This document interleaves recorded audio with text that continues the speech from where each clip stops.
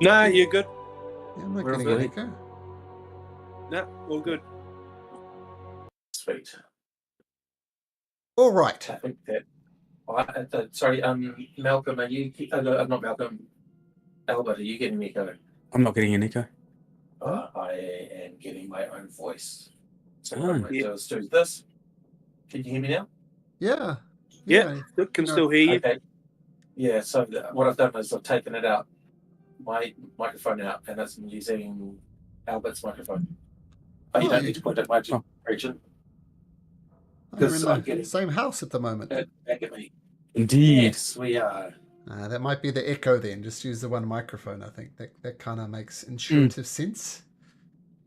All right. Not be as verbose because of it. Oh, yeah. And it's okay because I play a character who's awkward anyway. Well, having most of you survive the attack by the three-headed Cerebus, except for your trusted ally Kyra. I believe you took a long rest under the watchful eye of the Forge Keeper. So if you're not long rested, feel free to long rest up. But I believe you still have the problem of this destroying this thing that's keeping the Forge Maker trapped. I don't think we ever resolved what you guys were doing. Oh, excuse me, with that. So, mighty heroes of the Oracle, chosen of Versi, what would you like to do? Well, is a salamander a boy or a girl? Do we know this, or do they not have a thing? Tell a woman done. I don't know. You haven't established. Is your name Lucy or Larry? I just go by the Forge Keeper, darling. That's does all it really anyone's matter ever to told you, me. Silas? Is this a thing? Oh, just for reference sake, when I say he or she or they. Maybe settle on a they, sweetie. All right. But I Could believe we get a weapon that could, when it hits, it destroys things? But perhaps before we proceed further to free the salamander, have we in fact agreed on an oath of servitude Yes. to cover the period leading up to the war, or the potential start of hostilities again? Yes. And we may not only need the forge up until the start of the war. We may need the forge running through the war. just Or for how else reference, do we... you'd all know that the Oath of Peace has maybe got 70 days left on it, something like that.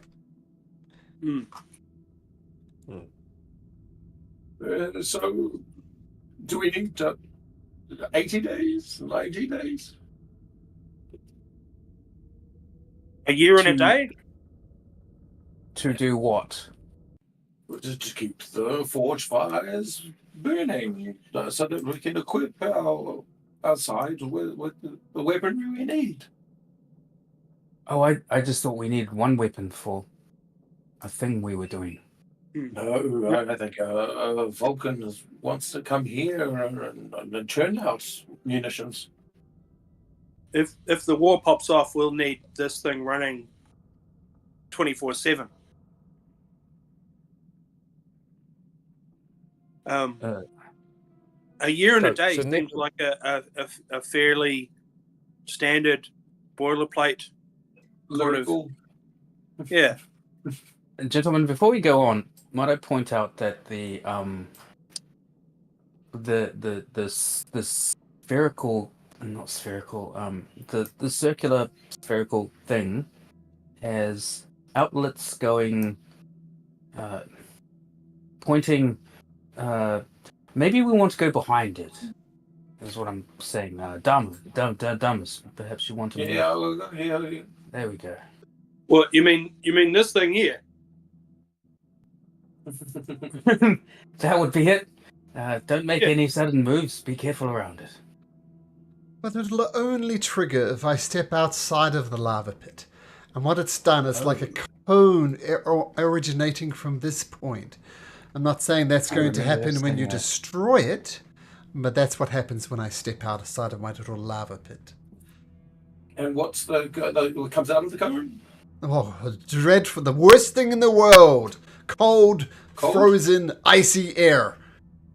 Do you know how we might be able to switch off this thing, or do we need to literally destroy it? Because I have adamantium. Spear.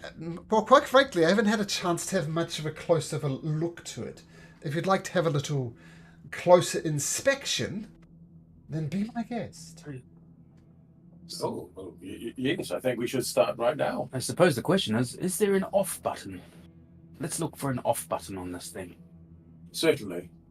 Okay, make me an investigation check. Whoever's investigating. I'll have a crack. Because I'm very smart these days. Investigation. Not as smart as I thought I was. Yeah, you look for... Oh dear, the hits just keep coming. All right, so you have a close look around it, looking for the very on and off switch. You don't find anything. You don't find a way to jam it. Nothing is revealed by a close investigation. One thing I see that Silas would deduce is it's stuck fast to the floor. I think you worked this out last week. It is immovable. Yeah, I tried to give it a shove. Yeah, so it's not levitating as such. It's like little four legs, like keeping the sphere upright, like not rolling away, but just doesn't budge an inch. I think Akobolo tried to move it and he just didn't budge a millimeter. That seems stuck firmly in place. Rather than destroying it, perhaps if we took care of two of the legs and bent it so it faced upwards. Gentlemen, allow me to arcana this. Okay, make an arcana check. That's the best I got. Damn. Yeah, well, judging by the runes and everything, Connor, you deduce that it's strongly in the evocation school of magic, which matches up with what the salamander said. Like evocation is like fireball, cone of cold, lightning bolt. You know, these destructive big spells. Well, they're not lying. I feel if we take out two of the legs and then we point it upwards so that it shoots up there, if we destroy the outer shell, so we say, it might explode on us. This seems like a good idea. Okobolo grabs the adamantine short sword. Before we do that, just in case it explodes, and I'm quite close to it, and starts to whack at the back legs. Oh dear! Running. Making it. I'm assuming I'll say Proteus follows along because everybody else is. Yeah. Oh, yep. Well, welcome. Oh, that's not 30 feet. Everything's 30 feet. What's 30 feet? I need to be 31 feet. 5, 10, 15, 20, 25, 30, 35 feet. Oh, I might have discovered an entrance and or exit. The Forge Keeper says, I'm sure you understand this. And they duck down beneath the lava. Oh, what you see out the way, what you've discovered. Salamander. The oath. Oh, well, we're getting there. So I'll just explain what you discovered. I think you got down there first, Silas. If you look just around the corner, it appears to be some type of secret dock, which is located behind the Great Falls where you're first there. So it looks like you could park a ship underneath the falls. And apart from that, there's a lot of junk in here. You have a quick cursory look through, and it's just rubbish. Well, okay. Are you quite finished? Oh, no, about Proteus or Silas, you're the smooth talkers. How about you talk to our salamander friend and see what they would agree to. And I then was we will just- release them. Yes, make me I an was just offer. taking a little nap, so I missed the setup there. What am I doing? What are we trying to convince them to do? To keep the forge going for a year and a day. Maybe Silas could lead this one, and I'll certainly back him up. Just All so right. Okay, I might need some guidance and all that. Of course, I've done it. Okay. I do have. I'm very proficient in persuasion. Oh, I think you're more proficient than I. I would say so. Oh, I I'm just quite good. Holy shit, I'm quite good too.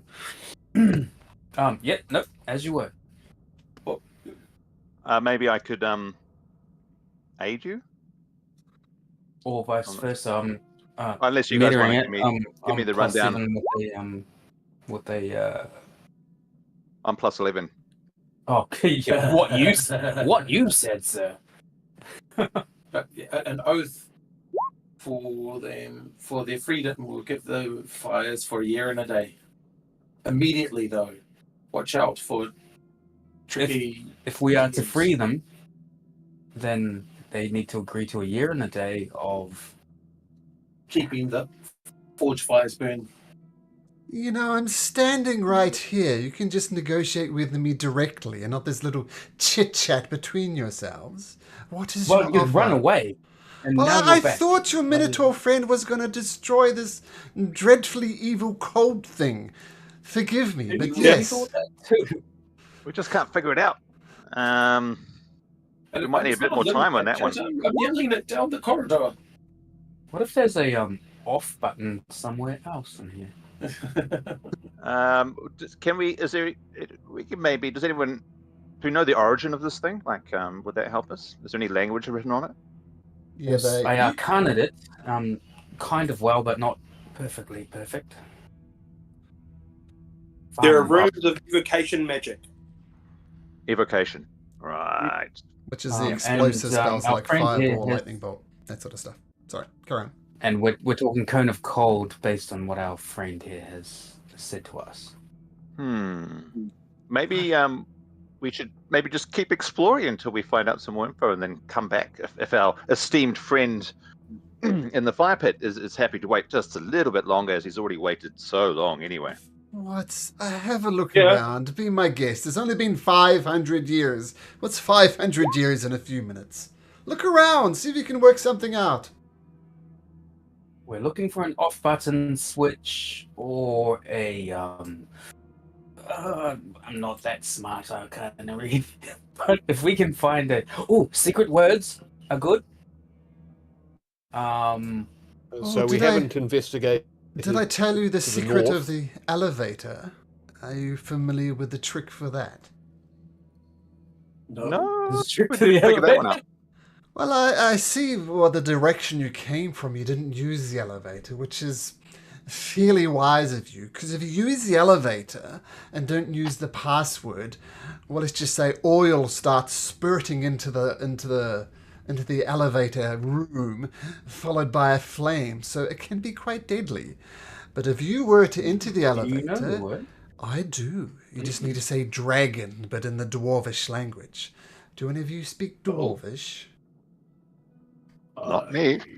Don't. No. Hi. Can you just tell it? Because Proteus is here, very good I at mimicking and I have Dwarvish language, Oh, There we are. particularly. Elvish, Minotaur, and Sylvan. So, How do you say I know a little Say Dwarvish. dragon to this thing. in Dwarvish? In dwarvish, you pronounce it jargon. Hey, okay. So if you want to go in the elevator, it'll take you back up to the top level. Just make sure you say jargon, otherwise, well, you'll get a little crispy. Are you punching Proteus, stuff? try it on the. this circular thing. Me? Why me? Up to the north here, I can see. Oh, because you speak Dwarven? Who speaks Dwarven? No, bows that's and that's arrows. Particles. Ah. What was that, particularly?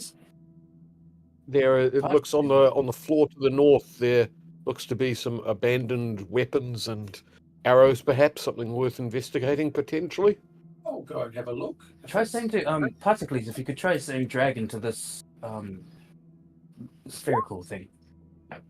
Jurgen. So you guys just let me know when I should stop hitting this thing. We told you to stop ages ago. Yeah. Stop if I don't want to blow up. okay. Is this the door here to the lift Yeah, that's correct. to the east? Okay. And Okobolo, So there's something. Okobolo, what's your strength modifier? +5. So let me just check something.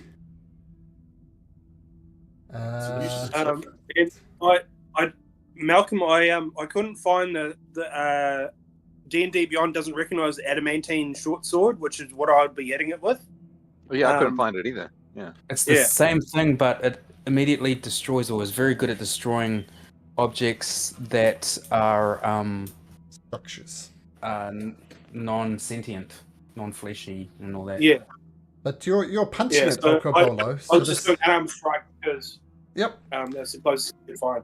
You're doing some damage to one of the legs, and kind of the legs kind of bending and almost starting to rip off the main sphere.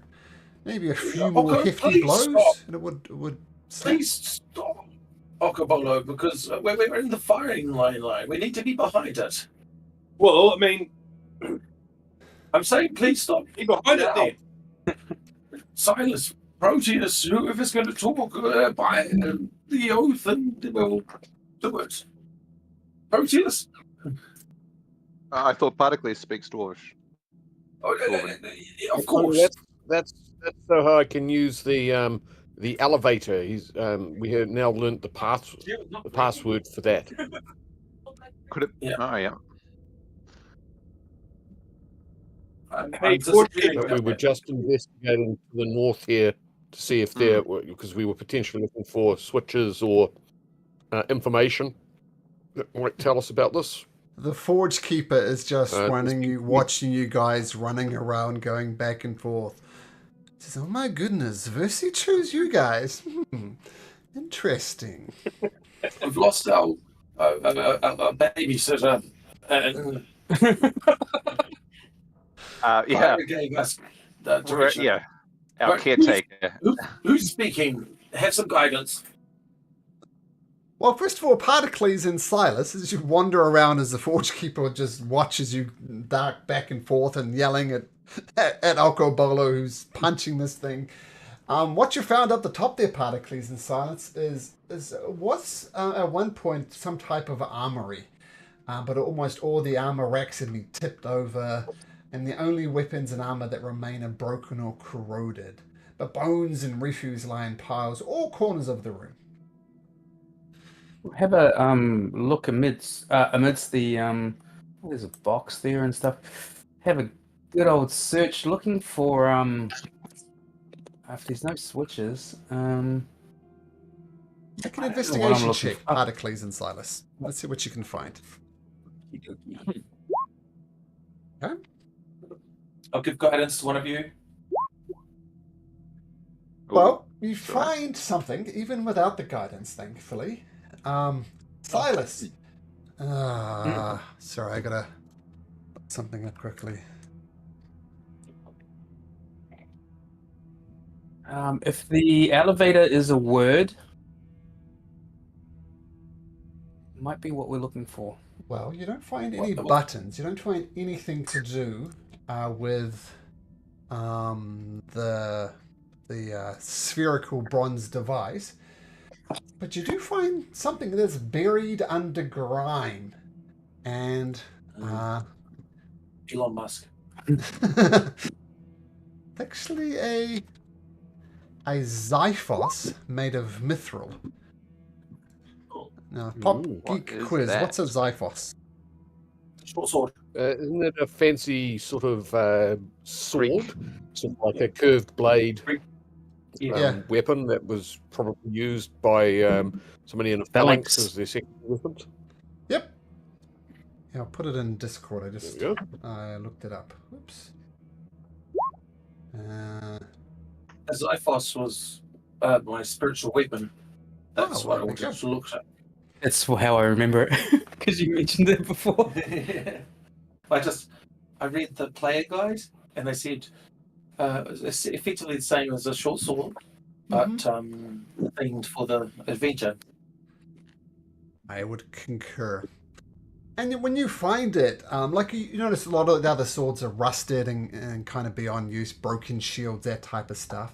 But once you get it and wipe the grime off it, it hasn't corroded at all. Sting. You give it a few tokens, swings, Silas, and it goes. Vroom, vroom. It's obviously something enchanted about this weapon. Lightsaber. Few more swings. And I know my friend can possibly identify this. Ritually identify that, perhaps.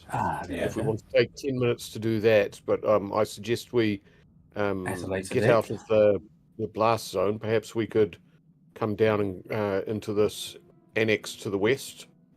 Well, if you want to investigate it, meanwhile, Proteus Silas might speak to the salamander to an oath. Indeed. Look, from salamander to satyr, Proteus, what is your offer? I mean, you've stand here, you've paid attention, you've watched as people smash things recklessly, wander around like headless chickens, but you, sir, you have remained calm and composed. What is your offer? That's probably because I'm really confused. Can I just with my companions? Can we go what you're basically trying to do? What are the terms of our offer? What are we doing? I'll message Yes, Proteus because he looks particularly confused. And that apparently we need this forge to last a year and a day. And should we allow this salamander to be freed, we need them to stay here for a year and a day, firing up this forge. One more year and a day, it won't harm them after 500 years, perhaps. Okay. All right. And also not attack us would be good. And none of us heard that, right? Apart from him. No. Unless you're listening in, somebody with magic. Esteemed forge keeper. Yes. We have a situation now. We would be prepared, in good faith, to release you from your prison of sorts, of course. And you have been most helpful and agreeable and friendly and I must say, quite witty. I do enjoy your dry humor. The thing is, we would love, just to release you. However, we're in a bit of a bind because we have other pacts and deals that we have forged before running into you. Now, would it be possible if we could trust you? I know you've been here for a long time, 500 years, was it? Or maybe longer? Gosh, I can only imagine. Of the first war, I've been trapped here. So 500 years, yes.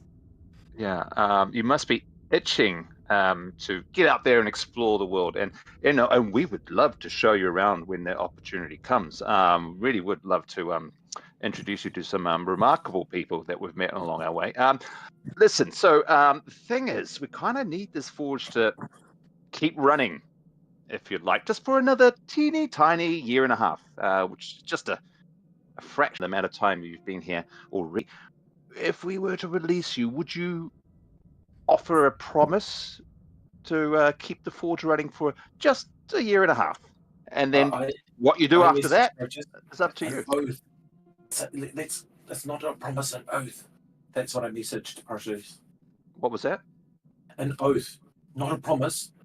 Oaths are powerful in this world. I was being flowery with my speech, but of course we would make an oath, a real pact with you, just to as is the way and tradition, of course, in this land that we reside in. That's a long time, and I thank you ever so much for your offer of a tour of your place once this is all over. I assume. You see, I've seen the outside world. I've experienced, and quite frankly, it's not fiery enough for me. And I'll simply make my way back to the plane of fire if it's all the same to you. Okay. Make a persuasion check, Proteus. And no, Silas, you don't get to assist because you didn't say anything. So, Proteus. I was wanting to not assist in that way. I was wanting to play my instrument as he was. Oh, you can do that. And I wanted to give guidance to the person who was speaking. Kind of like, you know, when you're at a Baptist church and they're playing the organ as the dude's doing all his bullshit. That's what You're bardically inspiring Proteus, is what you're saying. Yeah. Okay, so roll a d4 for the guidance. Myself? No, I couldn't. Yes, even if you did, it wouldn't stack. Spells and effects of the same descriptions do not stack. Oh my god! What's your bardic dice, Silas? Oh god. Oh no, it's the empty. Oh, my bardic dice. You're not bad. I'm not a bard. I'm just good at playing stuff and doing stuff like that. Ah, you're rogue, yeah. Yeah. Well, I'll tell you what. Make a performance check to see how well you manipulate people's emotions, like the organ player does at Baptist Church. Let's have a listen. This is at advantage. 21. Okay, roll again, Proteus. All right. So this would be at advantage. It's a 15 at the moment. Right, so I'm just doing one roll. No, I'm not rolling advantage, right? This is the advantage roll. Yeah, this is the advantage roll, yeah. Oh, even worse. What the heck? Oh. Well, so it's 15. Ah! Oh, well, he stays in the pit. A year and a half is such a dreadfully long time. I mean, I hear you talk of wars and things to come once the Oath of Peace is done. I can respect that. Maybe 6 months might be more adequate. What do you say, Satyr? I message him really quickly. The war's going to begin in about 70 days, so that sounds kind of fine. We can work with those terms. Yes. Of course, we still need to figure out a way to free you. Smash the bloody orb! I'm smashing this real hard. Yeah. Well, do we also, do we have your assurance that you wouldn't turn on us as well, esteemed Forge Keeper? I'll cross my heart and hope to die. You have a heart? Oh, you wounded That's not an oath, is it? Is that an oath? It's an oath, right? So what happens if you break your oath? Oh, I'll leave that up to the gods. Well, you'd get the curse of the oath breaker, which is nasty. I think a common affliction would be banished to the island of the exiles and living with leprosy and constant pain and never dying. So it's quite a serious thing to break these oaths. But if you want to do an oath in the traditions, I'd be more than happy to. I pledge that I will keep the forge lit for 6 months on the condition that you smash the orb, and I am free to roam and do as I wish. But I will keep the forge up and hot, with presumably the appearance of the god of the forge, Vulcan. And I've worked with Vulcan before, and my goodness, the things we created, you just wouldn't believe. So we have an agreement, Satyr? Intriguing. I mean, are you the only? I presume you're the only one who could possibly keep this forge alive. Would that be true? Yes. But joking aside, yes, I think I can feel confident enough to speak on behalf of my my colleagues in battle in adventure here. Silas messages Proteus. Is there anything about and he says to him, "Is there anything about salamanders being wiped out that he knows of as a bard, being wiped out and is there any genocidal salamander stories I'm that he not can gonna ask think him of?" that. Make a history Oh check. no, anything. that Proteus knows of. Proteus, make a history Any- check. You're asking the wrong Sato here. All right. Any rolls? I do a decent roll. That's You do surprising. not recall anything. In fact, salamanders weren't a part of the first war. For old Esther Archelander on his genocidal thing, the thing he did spare was salamanders because they're relatively rare. And you've heard of them in stories, Proteus, but you've never actually seen one. So no genocidal stories of salamanders. I'll that give you it a know. crack because this is no way that this could backfire. Well, Yeah. I'm just kind of wondering, what kind of remarkable weapons would you be able to forge? Well, Vulcan in would this. be the one doing it. Or would you? Well, actually, I have something here that I think you'd be interested in. Yes. Got to find the handout. One moment. Let's roll sci-fi. I'm still carrying that. It's lovely. I mean, I wouldn't mind it myself. Get in the most things. We need to identify. I'm better with rapiers. Oh yeah, I like a good rapier. Oh, here are the things we've created in the past. It's a bit of a recipe book, shall we say. Ooh. Oh, hello. Oh, hello. Oh, a harp. Oh, A lyre. Lyre. Lyre. Whatever. Liar, I think. Crafting. Staff of healing. Amulet of health. Winged. Boots of levitation. Ooh. Not Um, just good. there's- No invisibility in there. Damnation. But what about that Notos Cathara? Everyone wants that, right? Mm. What does it do? Don't know. It's got a cool name. Don't we already have a javelin of lightning? Yes. Yes. What do you mean we? I quite like your offer of the trident of fish command. Get in my belly.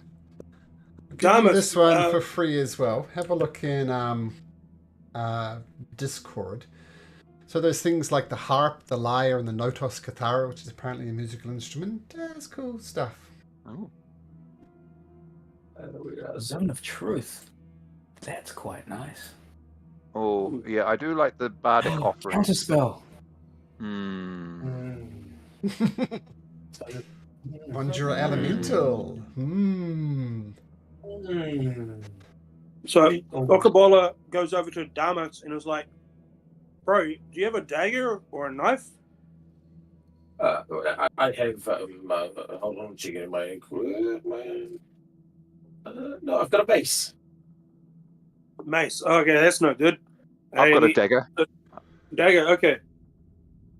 Okay, so Oko goes over to next to Proteus and grabs the dagger and cuts his thumb and prepares to drip his blood into the fire as a seal of this oath. Right, that Fantastic. works for me. Silas begins to sing. Damas does some religious stuff. But what he's singing about is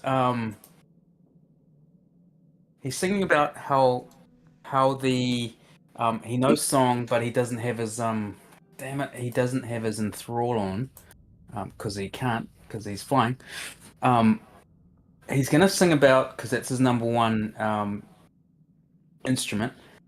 He's gonna sing about how many salamanders, how few salamanders there are in the world, in the universe, in the multiverse, and he's singing about how if they were wiped out by a god in a world that is unjust,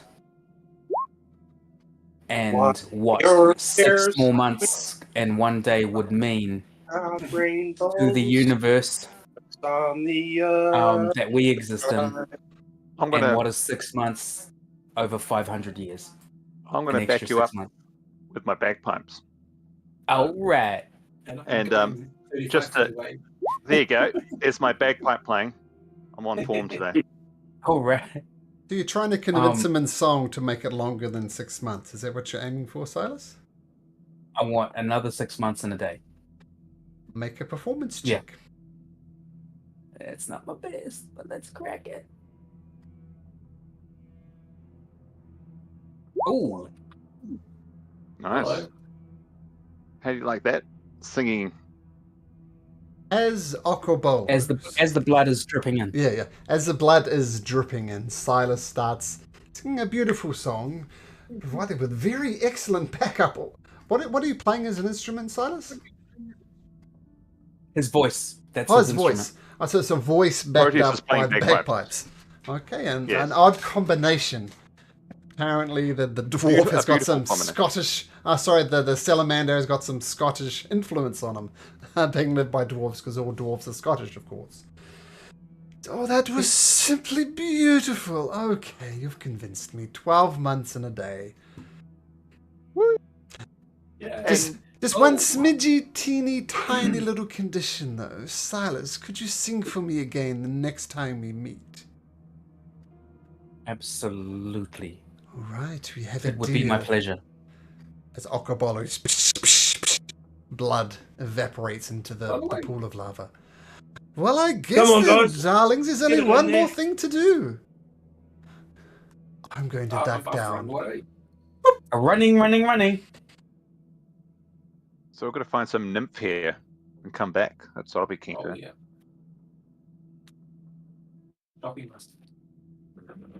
Right. So should I keep smashing this thing or what? Yes, we've retired down here. Please, are you Release. safe? Release the Minotaur. Proteus, back away from the. Where are you guys? We're right down here. I can't see. It's dark. Oh, you need to stay with Pericles. Where is he?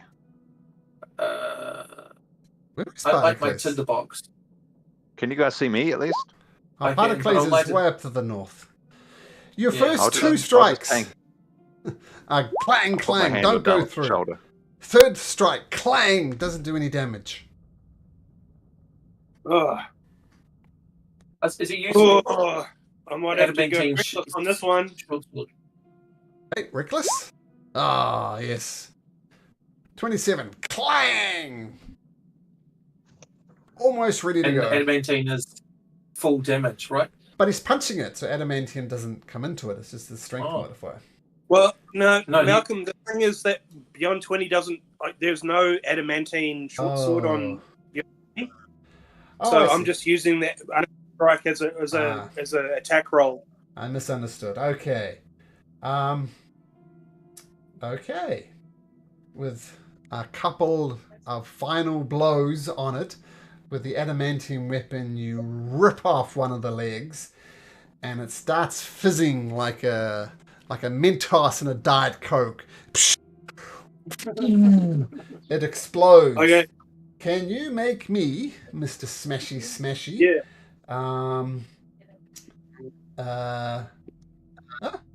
No save. No save at What? all. Where?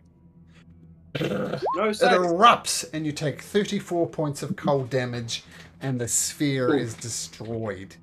Particles and those to the south, you feel the cold rush of air, but apart from that, you are unaffected. Uh-oh. Okobola's affected. Is the ground covered in snow or anything like that, or it looks like it dissipates? Oh, it does, but due to the heat of the forge, where the salamander is in, it more or less instantly evaporates. All right, I run up to Okobolo and give me old cure wounds. No, get away from me, you little. Oh, God, Yeah. I'm cool. 18. Fine. Can I deck save?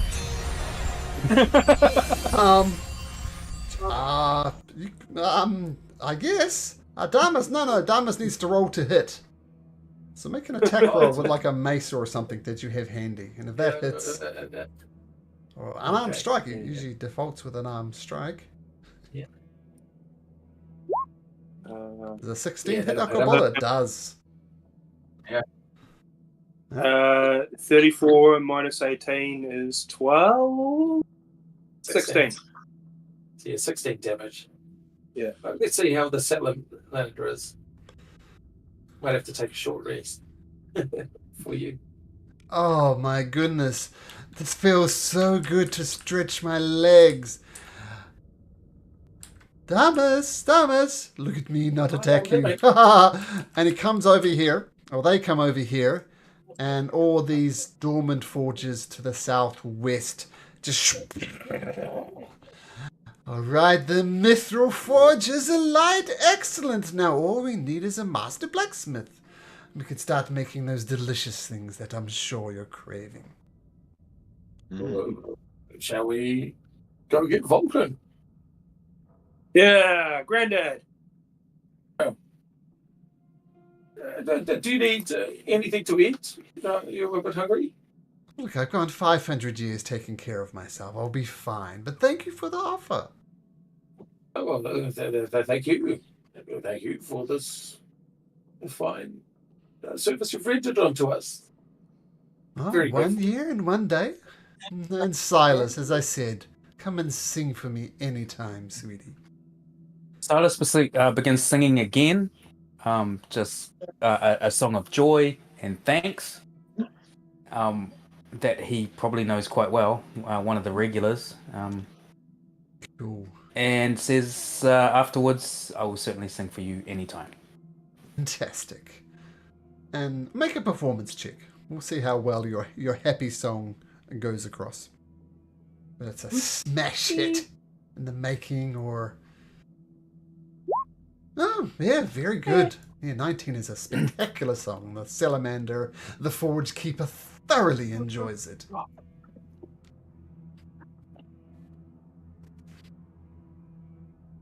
Awesome.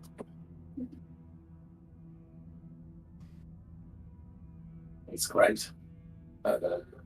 So, back up the elevator. We need to have a quick photo with hookah, blow the horn when we get outside, and then go get Vulcan. Just 1 second. Oh, uh-oh. No, Fine, it's cool. that's- No, as you are.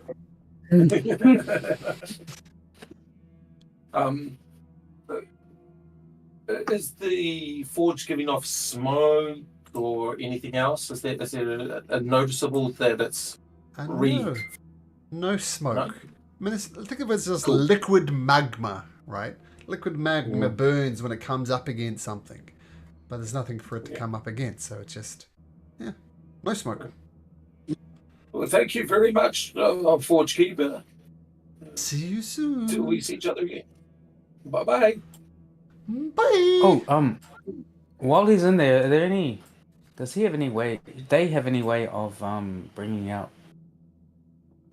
this might be a dumb question, but if there are any ashes in there, are you able to, like, bring them out in any way? Like, I'm thinking Kyra. I'm sorry, your friend is simply gone. I mean, she was ashes for a few seconds, and then she was not ashes. I mean, it is liquid hot magma. Not much survives in liquid hot magma. No ashes, I'm Ashes afraid. to ashes. No, No not dust. even that. Not even Dust. that. To Silas will plasma to plasma. sing one more time, a song of mourning about rain. That's how he remembers. And butterflies. And butterflies, yeah. And darkness. Yeah. Right. A mournful song is sung for Kyra. And imagine everybody takes a moment to remember someone who's helped you, and more often than not. With their That songs, last week. songs of heroism. swinging open the door, Damus, Particles?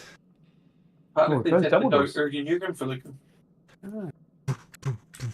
Swing open the yes, door. there's. And there's an so- elevator. It's made from a Yeah. cube of bronze with leering dragon heads engraved into the walls. And the dragons are depicted with snarling mouths. Right. Okay. So I suppose we can step in.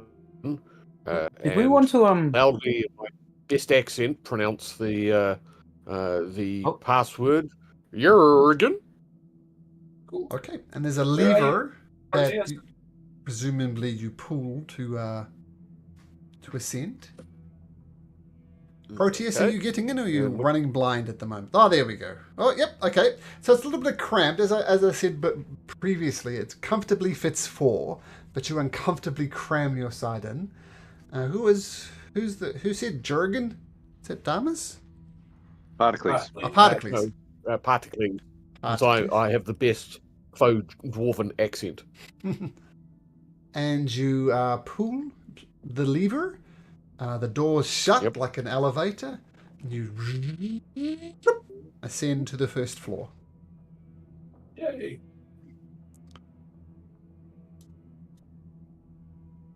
So you would appear. That Forge Keeper is not short, really. So you'd Lovely. appear like about here. No Kyra though. Well, I'm no longer deceived. Hey, look at that dude.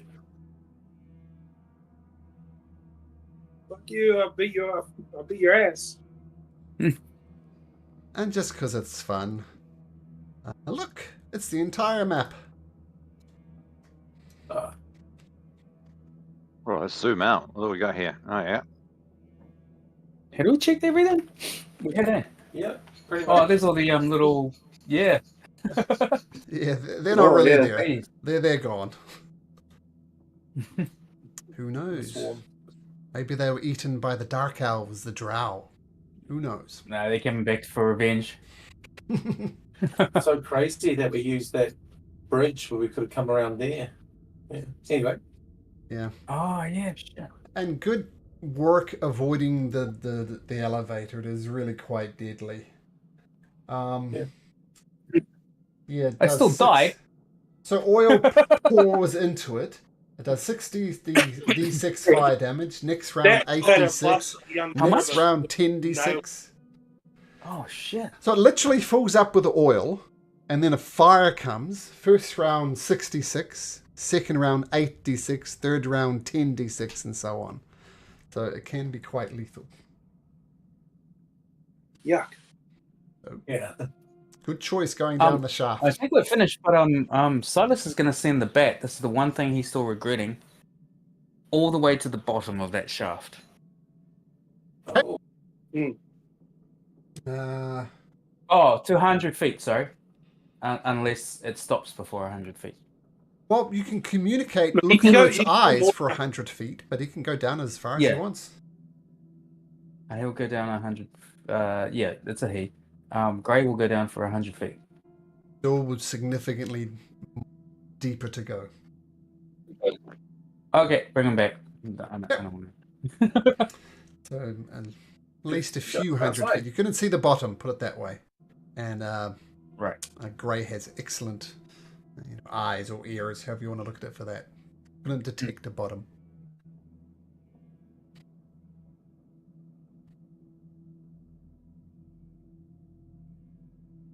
Are we heading home? Whatever home is, yes. To that town we were in. So you get out of the mines. Easy enough to do now without the... we need to blow the horn. To talk to Hooker for saving the centaur. Yes, that's right. Well, you said you seem like a wonderful instrumentalist. Proteus, would you like to blow the horn? Would I? That was, rhetorical. Yes, I would. Let me Okay. just blow it now. So massive Wah. Yeah, pretty Oh, the much. bagpipe work is coming in handy.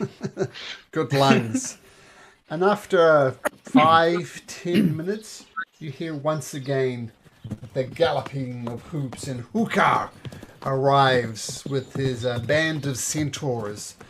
With 2 centaurs that you recognize. They both look severely damaged, severely burnt, but they are alive. And Hookah says, "Ah! You have saved my kin. You have the thanks of the centaurs."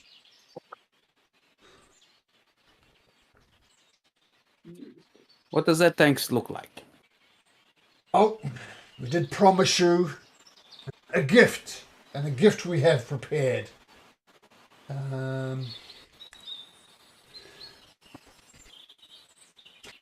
I have 3 gifts. I apologize I cannot give one for you each. But we have brewed these potions, brewed them with our own blood. We call these potions the blood of Sidon, and may they aid you well. Drinking these will make you healthier, and it will give you the blessing of Sidon, which will hopefully help guide your blows for 1 hour at least. Whoa. I choose not to take one.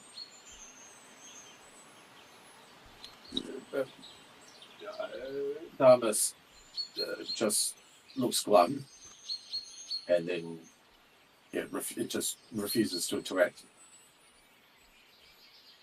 3 potions I have to give. And Hold on. Yeah, I'll take them for now. We'll hold on, caretake them. Or, yeah, we'll take those from you. Thank you. You're welcome. Might I take one?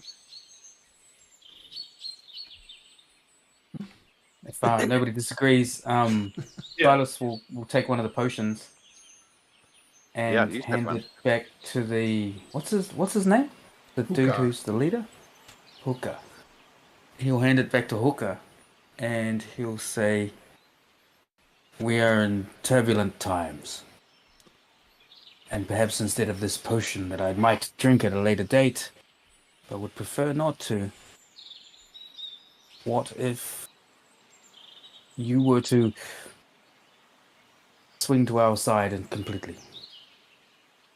Is that entirely off the cards?" What? You are asking us. We've had this discussion with your Minotaur friend. We are loyal to Sidon because Sidon rescued us. What you are asking us to do is to portray what is at the very heart of being a centaur, is giving thanks to Sidon. We will continue on the side of Sidon. What's the Well, I history of... thank you for the gift that you have imparted to us in the spirit in which it was sent, and may you live long and prosper. One more and- thing. The sirens were on the side of Sidon. Yes. Yes, but I am not up on the side of Sidon. I changed. No, sirens more like hid, is how they got through the war. They didn't really take a side. It was Damn it. mostly the centaurs, the centaurs, the minotaurs, the giants, the cyclopses. They were the front lines, and then the nymphs really weren't involved. Ah, Kind of hid. For these potions, my 4-legged friends, may tomorrow greet you with a friendly face and offer you the possibility for change and newness in this world. We discussed this for today, all before, we have is the now. and I couldn't agree more. Perhaps live through our differences. Admit that we are different creatures. That we all want to live. Let's go with that. It wasn't see you as a different creature that made me and my friends save your friends. It was just the fact that the right has to be done. Perhaps we agree in principles, but the specifics differ. Loyalty is at the heart of why we worship Sidon. He saved us. We stand by his side. And until we drink over a few, I don't know, wines or beers or whatever you drink, then let's just accept that each other disagrees, perhaps. And he hands you Your the loyalty is potion back. misguided, as perhaps you think mine. He hands you the potion back, Silas. Take it. Toss it to Okabolo. Yo. All right. Well, this is not the way I saw this encounter going. I've never seen people such as yourself take such an interest in saving one of ours. You might not have the friendship of the centaurs across this realm, but you have the loyalty of my centaurs. And he gives you a curt nod and gallops off. If I might, at this point, if we're in a position of relative safety here, I would like to identify the magical items or potentially magical items that we have. So that Xiphos, the other weapons that we accrued to see if they register as magical, and the potions. I would like to borrow. I'd like to help. The I'd like to Xiphos. help out with that. Oh, well, they identify it, you get it automatically, so it doesn't require help, but you can put your beacon, if you like. The Xiphos is just a +1 Xiphos. It's a mithril Xiphos, +1. And the blood of Sidon are potions of heroism. What that'll do is it gives you the effect of a bless spell, no concentration required for 1 hour, and I think 10 temporary hit points. They might want to check the temporary hit points. Yeah. So potions of Well, heroism. If you just want to add that to your inventory, it'll be exactly the same as this blood of Sidon. So, If the group is happy, I wouldn't mind having a +1 mithril Xiphos. I do prefer a rapier. I prefer a Xiphos, as you could see when I used my spiritual weapon against crocodiles. So it makes It's yours. sense. Yeah. How about you, old man? Oh, thank you. Oh, yes. I'm really looking the part now.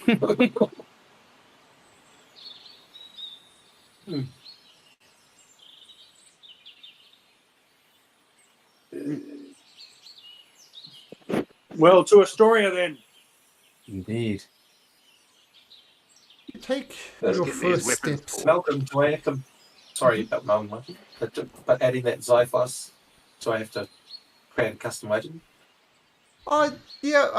Just look for a short sword +1 and add a short Yep. sword +1. And then when you click on the item, there's like a customize button. You Aha. can just change the name to a Xiphos or Mithril Xiphos. That's probably the easiest way to do it. So I think Mithril's lighter or something as well. Exactly. We're not really worried about encumbrance because it's a boring rule. So don't Yeah. worry about it. in terms of weight. Okay. I can easily carry around this 300 gold pieces. What are you talking about? And the pelt of that three-headed dog. It's not magical. It's just a pelt. Hey, Particles. What are we gonna do with these? And I open up the bag of holding and show him the 25 dwarven skulls in there. Take Well, the we back have to to the hut. return to Astoria and find the former dwarvish forge workers and return them. I think we can find them at the tavern in Astoria. I Right. think Would it'd it be be crass of us to play Roll the Skull beforehand? Yes, I think it would be. Okay. Just checking. And of course, I remember the name of the guy, and Silas says his name. Oh, that guy's name. Yes, of course. Yes. Mustard. No, that's the Mustard. Caesar. No, that's the Ulfred Seder. Hill Yeah. Brewer. Orchid Hill Brewer. So you start Alright. making your way back to Astoria, following the great river Archelon back there. And it's a solid... Silas flying above us the whole time, just keeping an eye out. Sure. The skies are good. You're making good progress. But, Silas, as you're hovering above your companions, in the distant skies, you make out 3 winged forms approaching you. The sun shimmers off their scales, and you realize they are young copper dragons. You've heard rumors of the dragons of Mitros, but these creatures are far more splendid than you imagined. Make a perception check, Silas. Perception. It's not so good. It's not bad. So as they're approaching you from the south, you make out that the dragons are ridden by red cloak knights. And make me a history check as well. Oh, that is. Huh. Okay, thank you. So these red cloak knights riding upon bronze dragons, 3 of them are approaching you.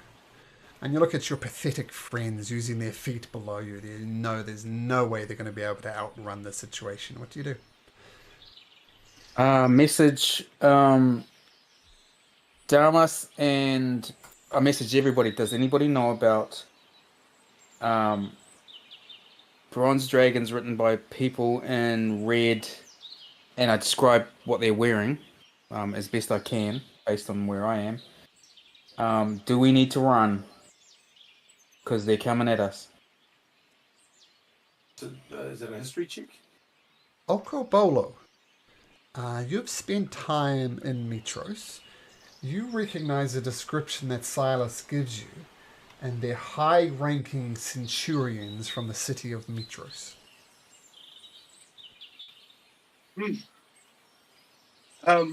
Would I know if they were, say, bore us ill will or goodwill? Here's something the players might remember, but Kyra did tell you. The king of Mitros is some guy called King Acastus, and he's looking to reforge restart the Order of the Dragon Lords. And Kyra always thought that you guys would be the Dragon Lords. So King Acastus is trying to re-establish the Order of the Dragon Lords. And he's making a bit of progress because he has dragons. Kyra was a little confused about where he got these dragons from, but he's got them. Okay. Yeah, So- I will Yep. relay. I'll say to the group, hold fast, friends. These may be just the big chickens we've been looking for, especially you, Thomas. Oh yes, no.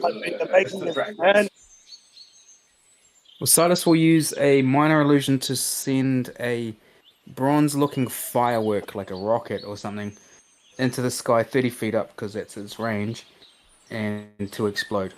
Okay, to attract their attention, presumably. Yeah.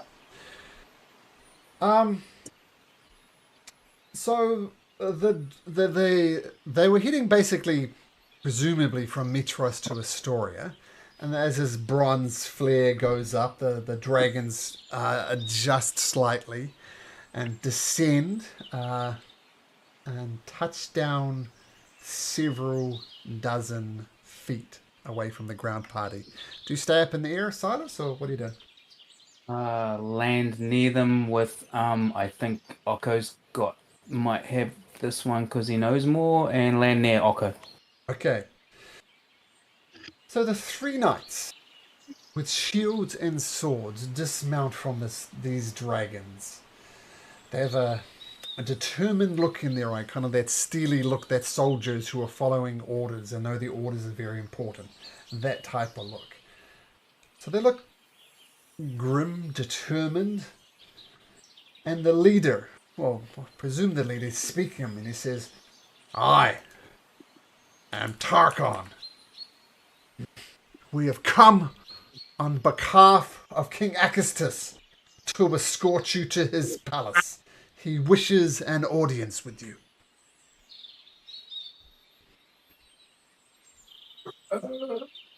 We're currently on our way somewhere else, sir. It is a matter of great urgency.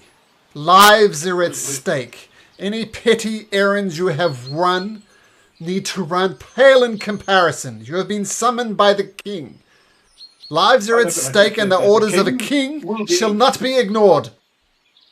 The king might like to know that we have capacity to defend ourselves.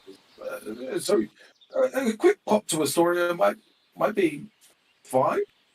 No, I really must insist. If you go to Astoria, people will die. I cannot stress the urgency of this. Insight? Sure. Hey-ho. You see, he seems genuine, Silas. I mean, he if he had ill will, he'd probably be dead by now. Like 3 dragons is no joke. Well, Silas will turn to the others. If we're to go with this man, perhaps we can. There's 3 of you here. At least one of you could pass on messages for us that we would write to the king of Astoria. Maybe, Silas, the fates have intervened and we might be needed over here. To Mitros? Yeah, to Mitros. That's what I'm saying. If we were to go to Mitros, maybe one of their kin could pass on messages to... Vulcan. To Mitros, yeah, of course. To Astoria. To the king and to Vulcan and to our dwarven friends, and they would need to carry this big bag of skulls with them. I'm sorry, are you asking the centurions of the king to be message boys for you? To be simple errand runners? This is very important. Vulcan is a god. We've relit the mithril mine, the mithril forge. We could get such stunning weaponry to defend the realm against Sidon and as follows. Well, this So matter... it's not just a trivial pursuit. This matter is directly caused by Lord Sidon. He has waylaid the city of Mitros with a devastating hurricane, the likes of which Mitros has never seen. People are dying in the streets as lightning bolts fall from the sky. And King Akistus has summoned you, the heroes of the Oracle, to come deal with this situation. And the longer you waylay, the more people die. Has the oath of peace been broken? The oath of peace has not been broken. He's technically, and oaths do come down to technically, is technically attacking the city. The guards will be fine. Well, if Mitros falls, so does Astoria. If Astoria falls, so does Mitros. They are 1 and 1. It is simple as that. And we have information that will keep Astoria alive as much as we need to be in Mitros with you. So why don't one of you take all these things that we need to do to Astoria? It will take you what? Where are we now? Less than half a day. Can you give us a lift? Persuasion check, Silas.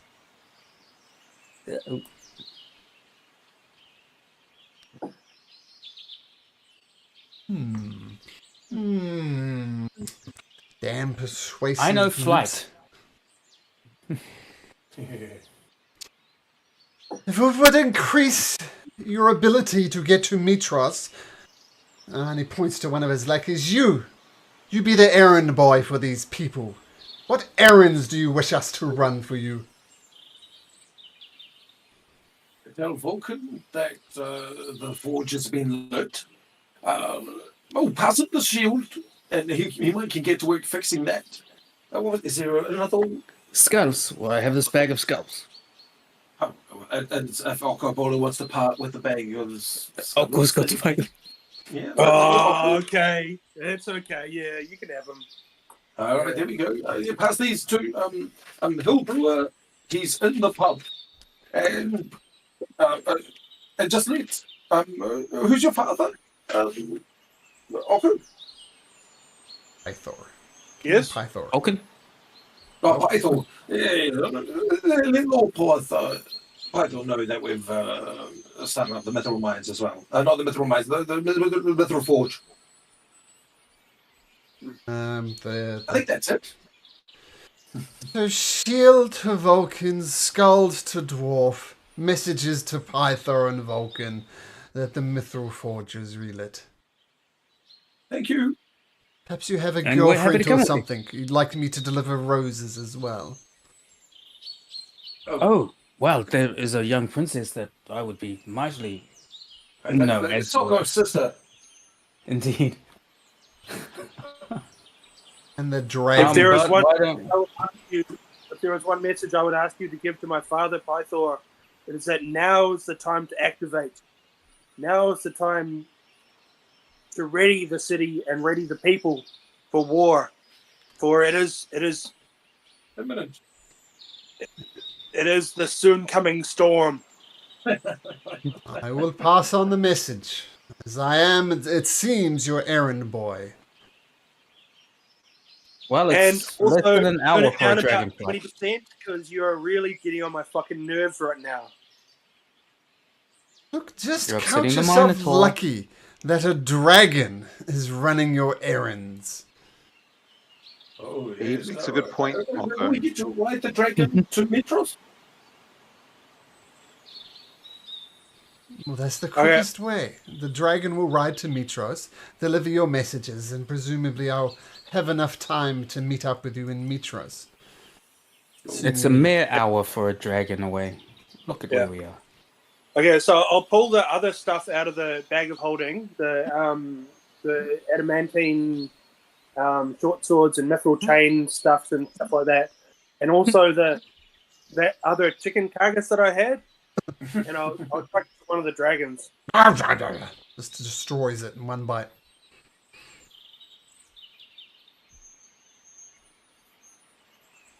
You see, big chickens, little chickens, all the same.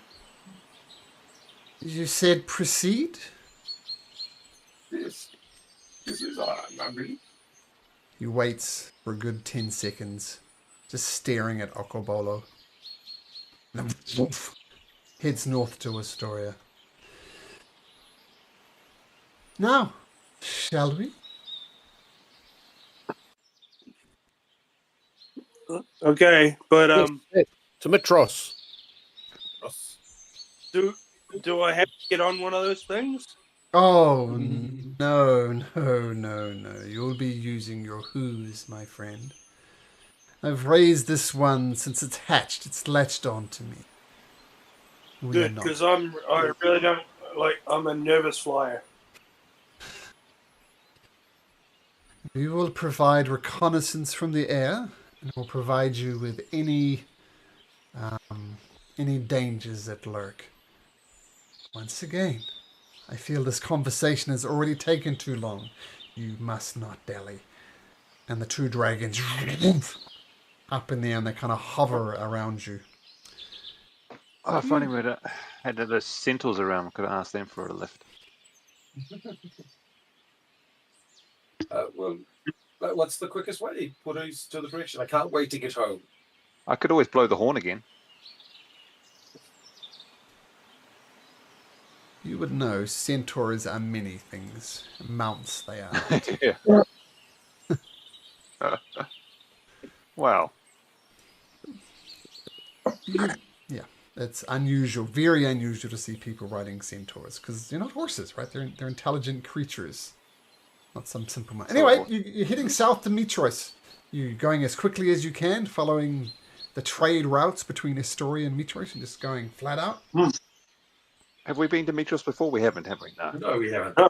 But the Damas used to live there. Yeah, He was pre-campaign. in the Temple of Five. Yeah, pre-campaign. Okay. So, hastily heading south as these dragons follow you from above, you press on Oh, actually, Silas, roll me a d20. Silas is in the wharepaku. Oh, is he? Okay. Particles, roll me a d20.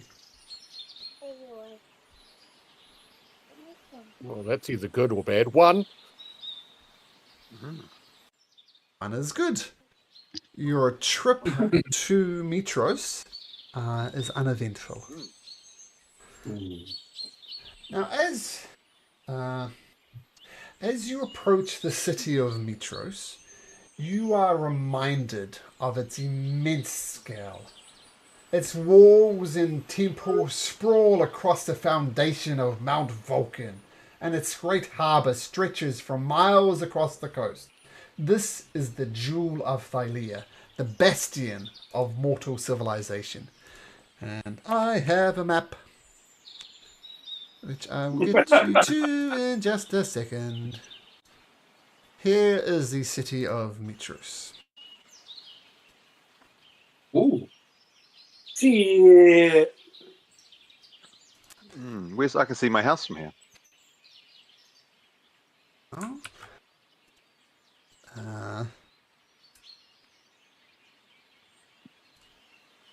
Oops. Boomp. Boomp. Okay, so we can talk more about Mitros in a moment. But something is wrong. Oi! Massive, swirling black clouds loom over the city, and the wind is battering the ships in the harbour and tearing their sails. Howling gales greet you as you draw closer to the city gates, and it becomes difficult just to put one foot in front of the other. The centurions at the royal gates urgently beckon you into the city as torrential rain hammers down. So you're like approximately up here, approaching from Astoria, and glancing up at the sky, you notice that something ominous has materialized within the spinning eye of the hurricane. It is the scowling visage of Lord Sidon, Lord of Storms. His angry eyes rove the city until they abruptly lock onto your exact position. The Titan conjures a crackling bolt of white lightning and hurls it at you. I need everybody to roll me a d20, please. I thought it was game Oh, over. we're- You all die. 3. Oh, it's good, Ooh. right? 4. Those it- bad. Proteus. Oh, what? Wish you told me that before I rolled. I would have rolled high.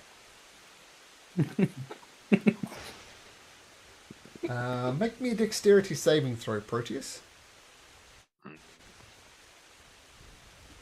Or Particles, which one? Because I got a 3. Oh, you got a 3. I didn't see a 3. Sorry, Particles. I didn't see the 3. So Particles. A dexterity saving throw. Uh-huh. Oh, I don't need to do one either. Oh, No, no. shit. I'm basically choosing a random person. I didn't see Particles 3, so it's just Particles. You get hit by a lightning bolt as it crashes down. You dodge out the way, and you only take 25 points of damage. You hear the centurions screaming on the dragons, "Get to the palace, you fools! It's the only safe place here! Get to the palace!"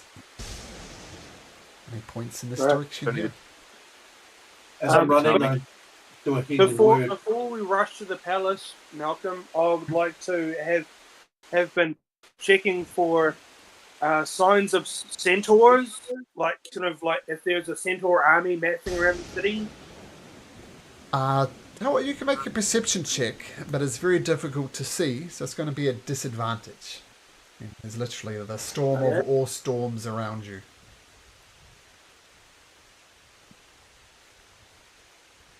Thank you for that healing word. You look around and you see nothing, just storms raging around you. With the centurions yelling in your ears, "Get to the palace!"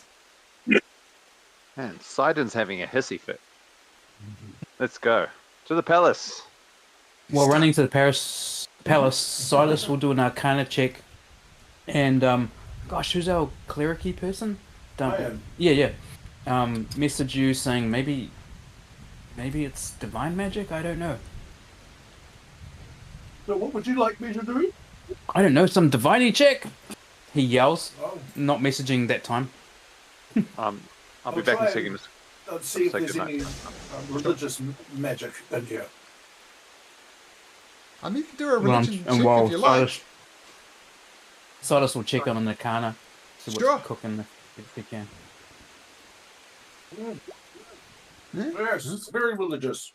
yeah, it's your Titan throwing lightning bolts at you, and yeah, these are not magical running. lightning bolts. They're just lightning bolts. He's the Lord of the Storms. As you run through the city, everybody roll me a d20 again. Uh-oh. And who's AFK is Damas, I think. So I'll roll for Damas. Oh no, who's saying good night? Proteus is BRB. Oh, Proteus. I'm gonna roll Oh, for Proteus. Proteus. Ooh, well, I'm rolling for if it didn't roll. Okobo, Silas, Damas. Got one more roll, don't we? Ow! Oh no, 20 again! Woohoo! Well, Okobolo, make me a dexterity saving throw. You may do so at advantage because of your danger sense. You see Sidon lock onto you and doosh, heals another lightning bolt at you. It's at advantage. You've got danger sense, so you can roll again. Yeah. The lightning bolt catches you square between the horns and take 44 points of damage. Yeah. I'm down. Oh shit! You I watch put the lightning my bolt hands on him. thump into him and collapses in a heap. Quickly put my hands on him and just cast cure wounds. Do we go under any awnings or any like? Do we go under anything where Sidon couldn't see us? Like we go under a thing, I suppose. Whether it's a You building. do go or... under some awnings, and that's exactly where Okobolo was caught. Hoping that Sidon doesn't see him. Silas will cast disguise self on himself, and to look like just a standard everyday lady who's running around. What do you call it? A peasant lady. Yeah. Yep. Okay. He just doesn't want to look like a hero of the thing. Okay.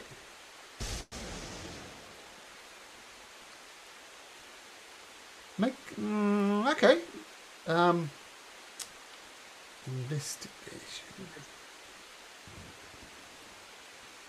Okay, so as you disguise yourself, I mean, there are people running around on the streets in addition to you guys. They have no real Are they getting direction. blown away as well? They are.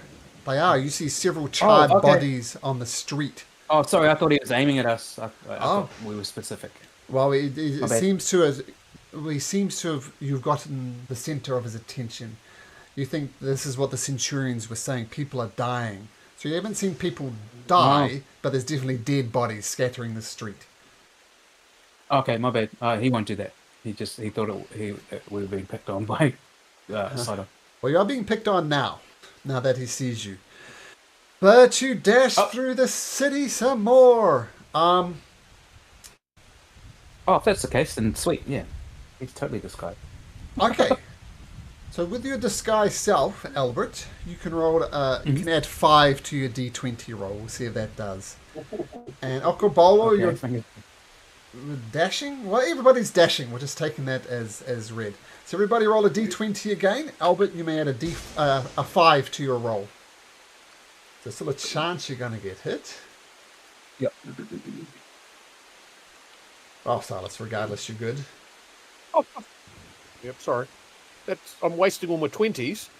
Another natural 20. Wasting. That's Third one in a row. That's lots of D10 you're not getting hit by. For 20. Okay, I'll roll for one more. Ah, there we go. So Okobolo.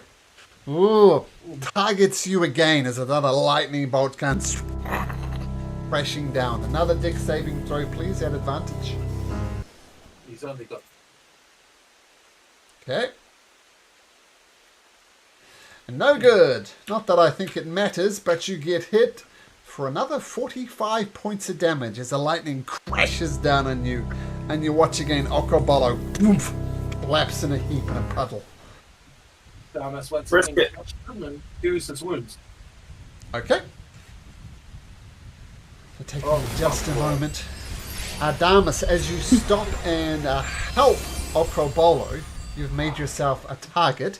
As you're getting forever closer to it, Damas, you can subtract 5 from your next roll as you stop the run. So, roll again. Damas, plus 5 to your roll. -5. Oh, sorry, -5. Yeah, -5. And still Silas plus 5. Ooh, I might need that. Okay, That's me. Damas -2. -2. I don't think anybody can I'm beat a going negative to- 2. That's impossible. I'm going to use my daily inspiration of luck thing that I have once per long rest to re-roll that D20. Okay. It was a 7. I've got the lowest one. Damas has got -2. Damas got -2. You don't have to waste it. I got Damas! an 11 in there. Once Yes. again, Damas' roll works out to be -2. So if you roll a natural 1, you're going to beat him. So you might want to, as people said, save that luck point. Or whatever it was, the reroll. Okay, regardless, Damas, make me a dexterity saving throw, please. Okobolo jumps to his feet, and that's no good.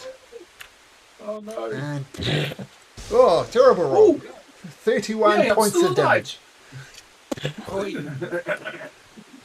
And you dash across this bridge, and you enter an area of the town. This kind of whole area around here looks like a slum of sorts. Very much not the nicest part of the city. And some of it's flooded, kind of going through knee-deep water, and you see some bodies are actually floating on top of the water. Some adults, some children. It seems this is not the best place when a flood hits. They're just drowned. It's not pleasant. As you make the last dash for the throne room, the Great Palace. Once again, roll me a d20. Albert, you may add 5. Everybody else is just straight. Oh, that's not a good bad. Oh, Okobolo! Oh no. It's not good.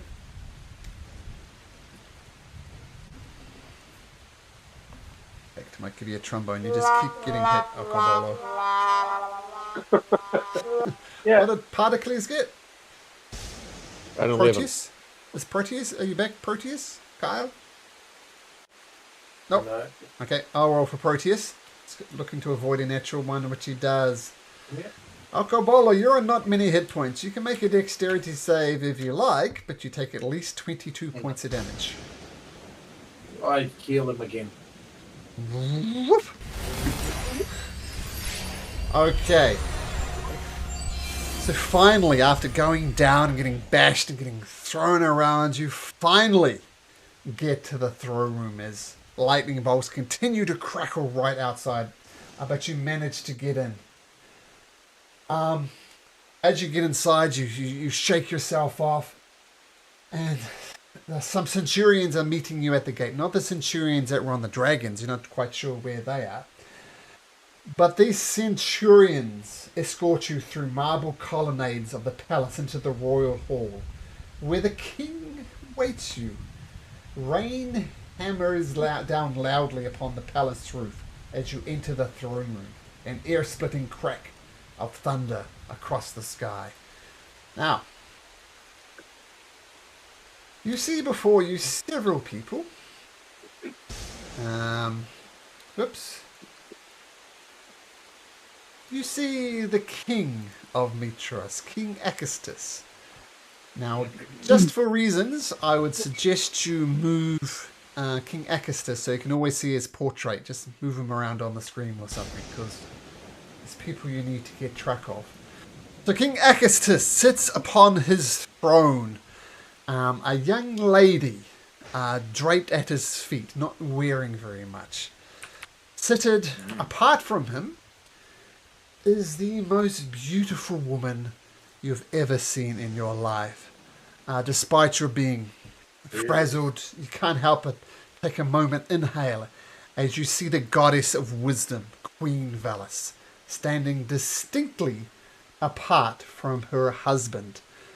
Those local to the area would know that their relationship is not good. They basically hate each other. But they are husband and wives nevertheless. You see some familiar faces as well. You see this guy. Amanda Gaius. And you see someone you haven't seen before. A tiefling.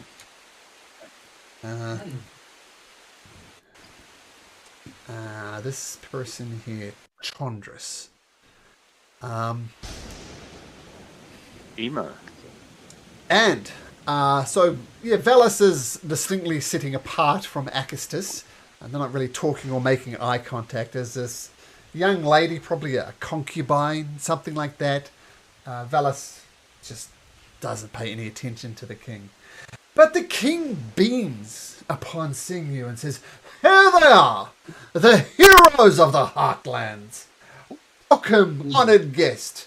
You've come not a moment too soon. I am in desperate need of your counsel. As you have noticed, my beautiful city is besieged by evil weather. We have wasted several days on how best to placate the Lord of Storms, but my advisors simply can't agree on anything. The Oracle's prophecy has angered Sidon.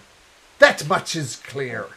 You are the ones who are foretold to confront the Titans and restore the balance to Thylia. Therefore, I've decided you must be the one to end this crisis. We've heard of your great power. We've heard of your great deeds. Time to demonstrate it. End the storm. Wave your magic hands. Do something."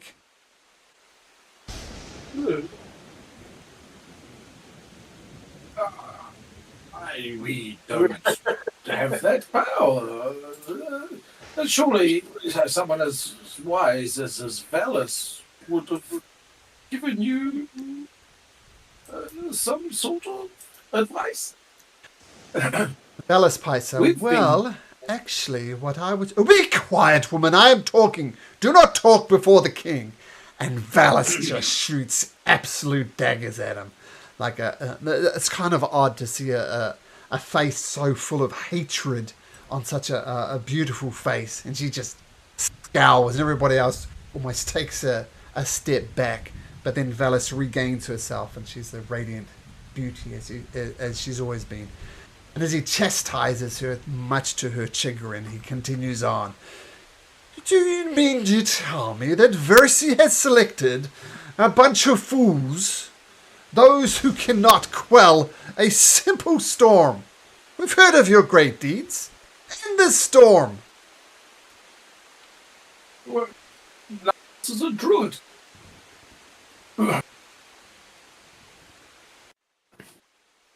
Can we expect you to defeat Lord Sidon if you cannot quell one of his storms? Well, Who's Verses? Versi was the woman who foretold the fortune teller in the cave. Yeah. Queen Velis is the goddess of prophet. wisdom. Queen Velis, but Versi is the one who set us on above. Yeah, she's not here. No. I remember her. Acestus is not a god, is that right? Who's not a god? Verses. Chondrus. Chondrus. You haven't heard of Chondrus the god, and Gaius, well, He's the god of dicks, if anything, but no, he's not divine. Yeah. The only divine person you But- see in this room is Queen As Valis. Velas. How do we feel about a king bossing around a god? Oh, well, everybody took a deep breath. They were shocked by this development. I mean, he's technically the king, and in this Yes. very male-dominated society, kings beat queens. And should it be Well, like that? in Nope, that but it case- is like that. In that case, Well, um, perhaps I have a thought here. Commander Gaius, we know, is the representative of Sidon in this land. Perhaps he would know what has angered Lord Sidon so, or perhaps it is him that has angered Lord Sidon. So I suggest perhaps he be sacrificed. To paraphrase, what is this dick doing here? This dick, says King Augustus, is here under my... he is welcome here. Queen Valis says, look, King Augustus, let me take a moment. Heroes of the Oracle, chosen of Versi, the mighty Damus, Okobolo, Proteus, Particles, and Silas. You are most welcome here, friends. I thank you for your appearance. we are humbled in your orders, and we really want to help. We just need to know the path to take. And so, with your wisdom and guidance, I'm sure we can find a solution. Well, to answer your first question, Commander Gaius is here as the head of the Order of Sidon. Now, what you might know about the city is the politics here are very much on a knife edge. Half the city are loyal to the five gods. The other half loyal to Sidon and Lutheria. And which half is lying in the gutter dead outside the palace? Well said, Archer. Commander Gaius then speaks up. Well, Lord Sidon is a angry god.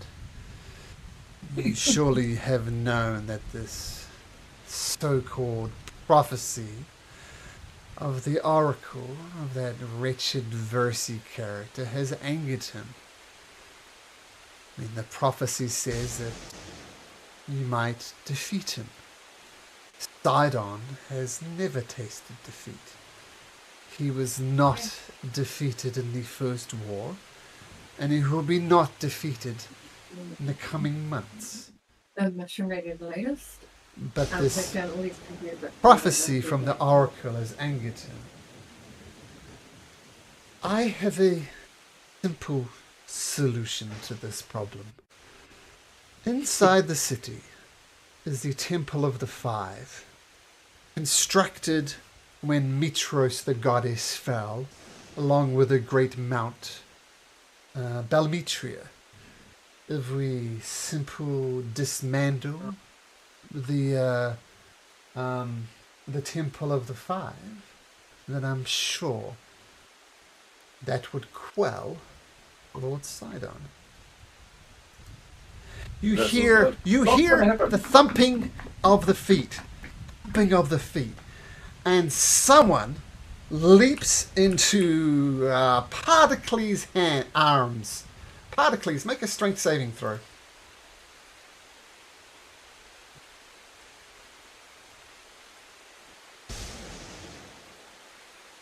This figure bursts into you and just lays you out as Kyra embraces you in a big hug. Hey guys!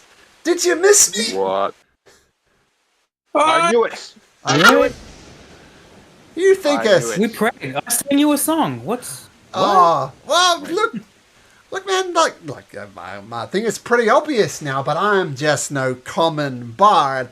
I am the goddess of music and song and poetry, and no stinky hot bath is going to to stop me.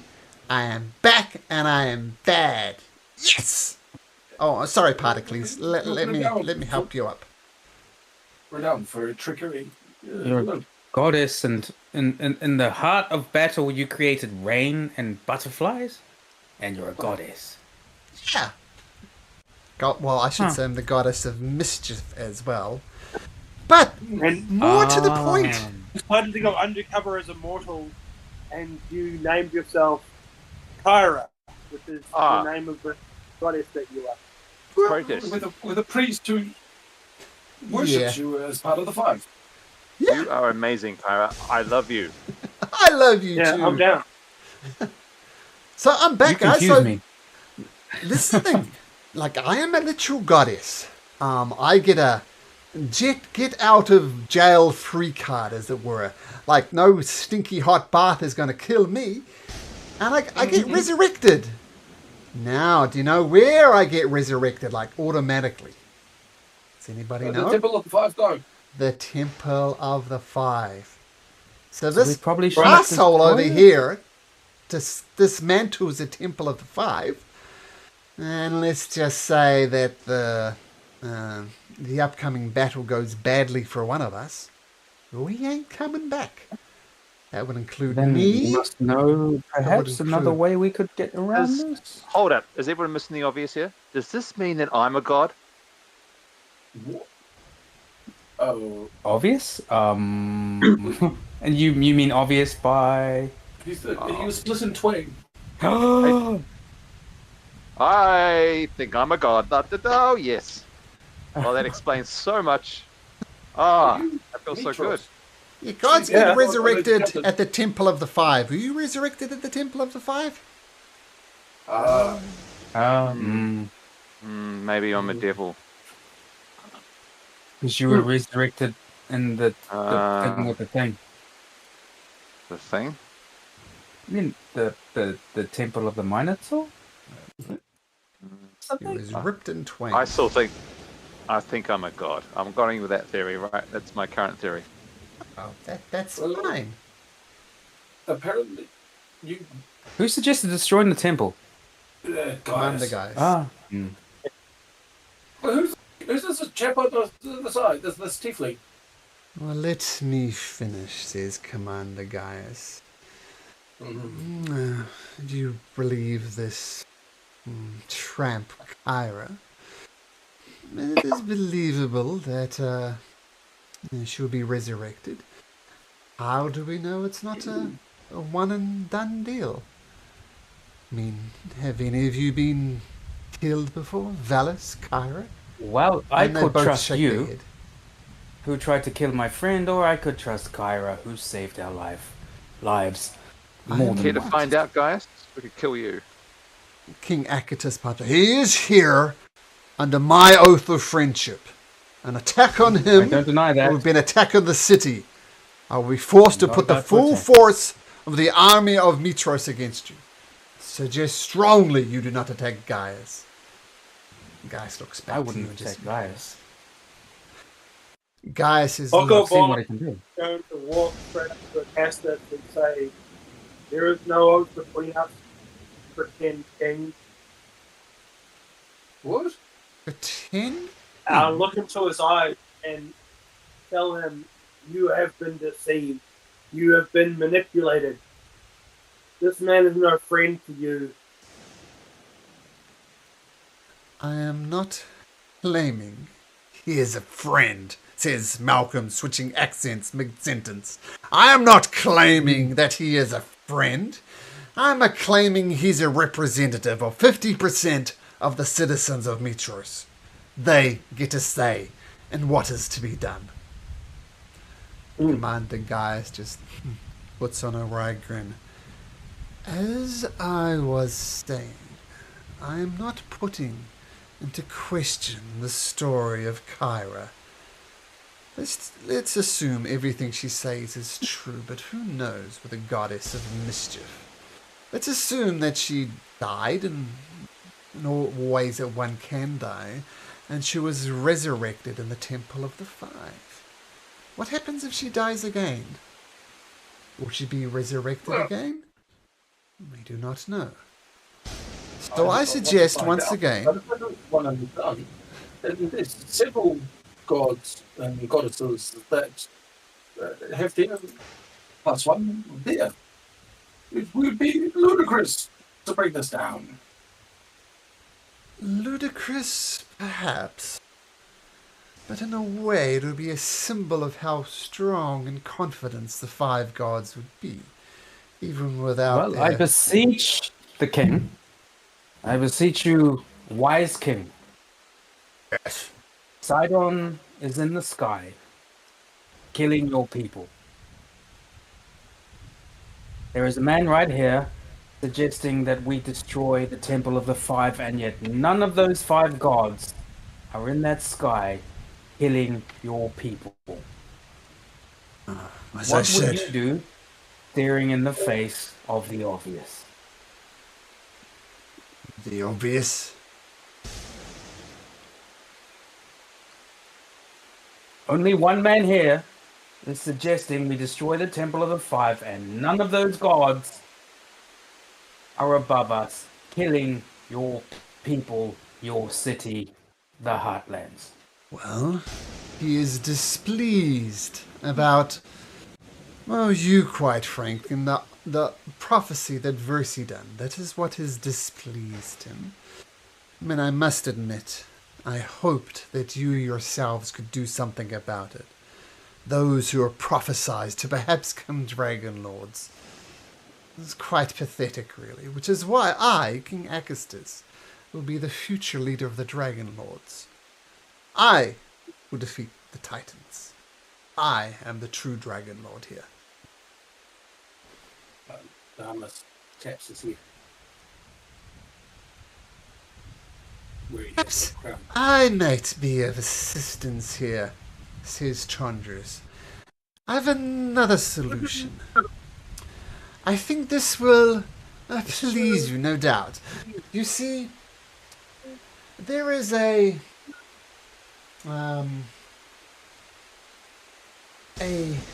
temple of Lutheria here. Now, I see you rolling your eyes already, but hear me out. People, parents from noble classes send their children to the temple of the temple of Lutheria, and they come out and they're well clothed, they're educated, they're fed. Yes, they're loyal to Lutheria, but many people send their children there. What I propose is we choose 70 children to take the black robe and become loyal followers of Lutheria, take the robe, get an education, get fed, get clothed, and come out a better person. Win-win for everybody. What form of education? She's already stalked our dreams, and she is responsible. Well, they'll be taught the ways of Lutheria. Compassion, kindness, loyalty, all the virtues that are to be treasured. How long will this education take, and how quickly will it quell the storm? Well, if we commit to it, I think the storm would be ended over pretty soon. We just need to choose 70. I don't think we'd get 70 volunteers. Vala says, Chandras, you are leaving out one important bit of information. Spit it out. And Chandra says, well, there is a slight problem. Not everybody who undergoes the training in Lutheria makes it out. Shall we say there's a 30% chance that you might not survive the education? Vala says, Chandras? Oh, fine, it's more like 50%. So, 70 go. To answer your question, Minotaur, they'll enter young, leave when they come of age. And when they come out, they'll be educated, fed, learned, and devotees of Lutheria. So net effect, 35 children become better people.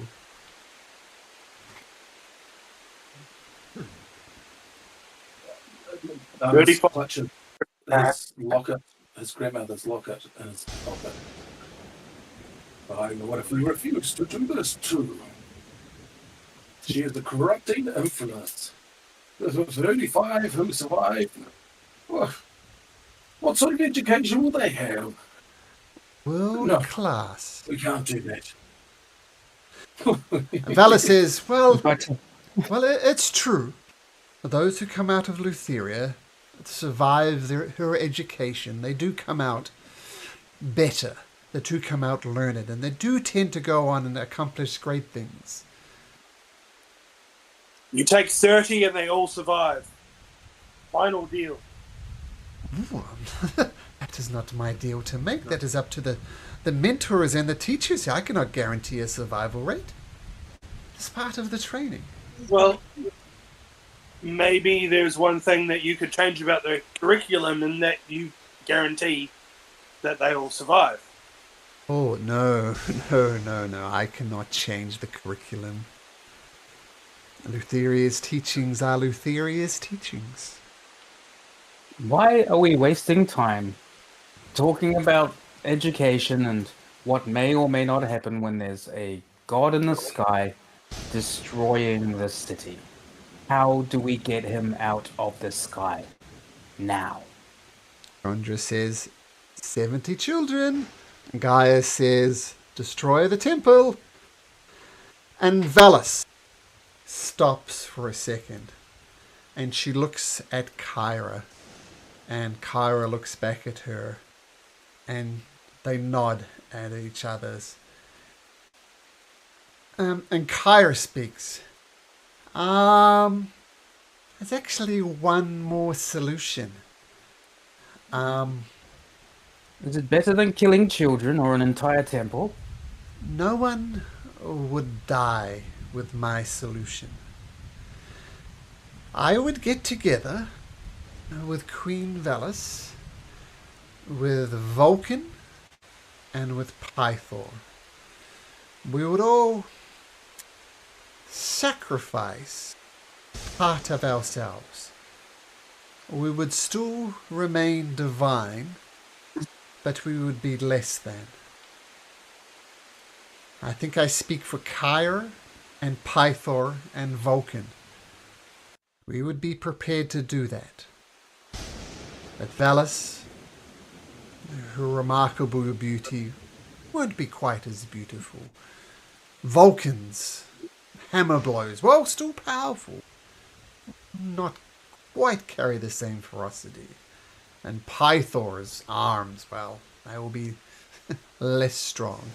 And I will be less cool. But we would be prepared to do that.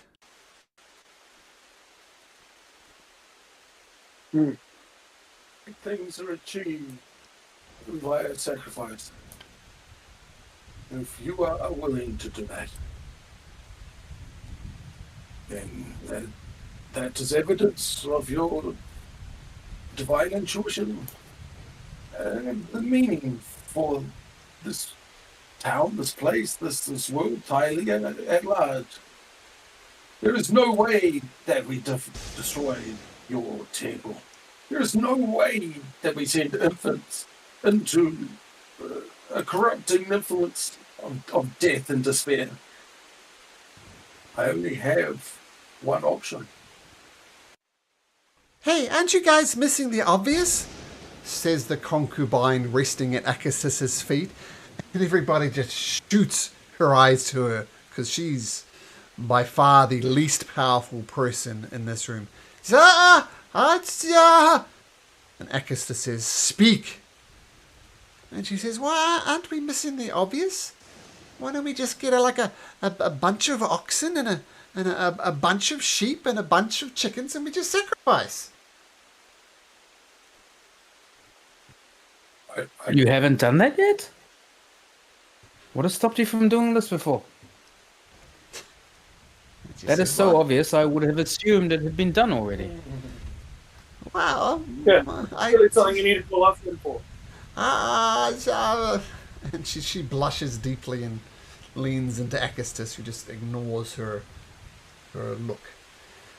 Acustus says, "Well, to appease such a god would require 10,000 gold pieces worth of livestock to sacrifice. The coffers of the kingdom, shall we say, scant. While we do have this rain now, we've been suffering under drought conditions for oh so long, which has caused flooding in the city, lives to be lost.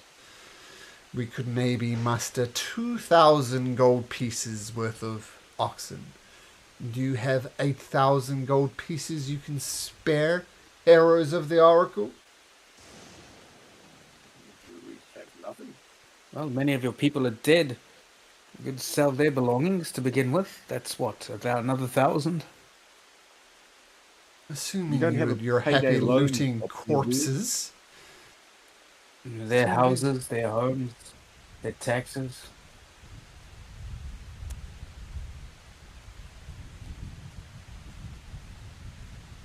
Huh? Agustus says, "Well, I have called you here. The decision is ultimately yours. The Temple of the Five, the 70 children, the sacrifice of the gods, or looting bodies, selling houses, going about it over weeks, perhaps, Grinding. grinding." "So," says King Acussus, "I hand it over to you. The choice is yours."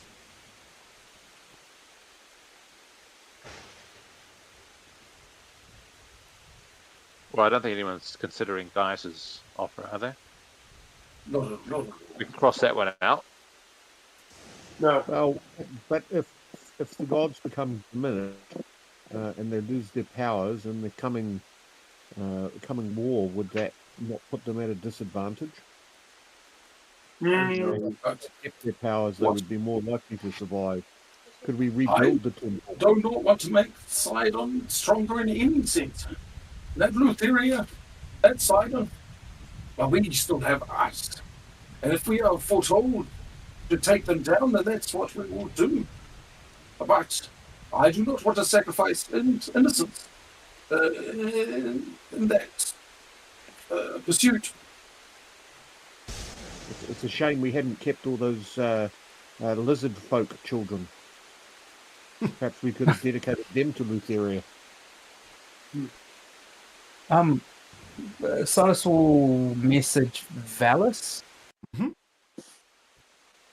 and ask her what is the genuine status of the king's coffer if we were to include Astoria in there because they owe us, and the temple will give money, I'm sure, to survive.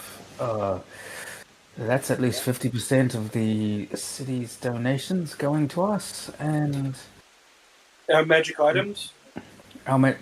there has got to be 10,000 gold pieces.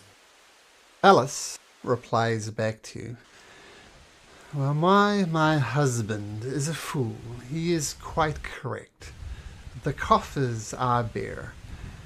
I mean, I know better than him. He prances around with his arrogant demeanor, thinking he's going to become the next Xandor, the next ruler of the Dragon Lords. That is where his focus goes.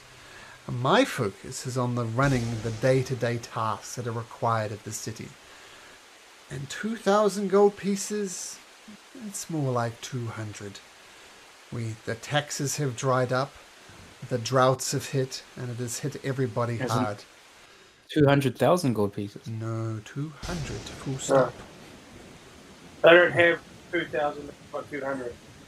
Oh, is it 2,000? He has 200. The claim 2,000. Valis is saying he's wrong. It's not 2,000. And you need 20,000. So at the moment, you're 19,800 short. Well, my companions, I feel that the sacrifice these gods would make to give a little bit of their power that people, real people on the ground would live is fitting. And I feel that it would make them perhaps a little bit closer to us as well. I think so. Worthy sacrifice. But I would say that there would be one caveat to this deal. That Yeah. King Acastus go out himself and walk amongst his people and spend the next 10 days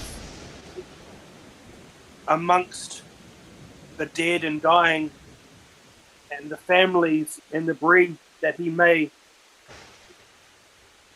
once again connect to what it is to be a king of people, not a king of gods and idiots. Okobolo, I know your father well.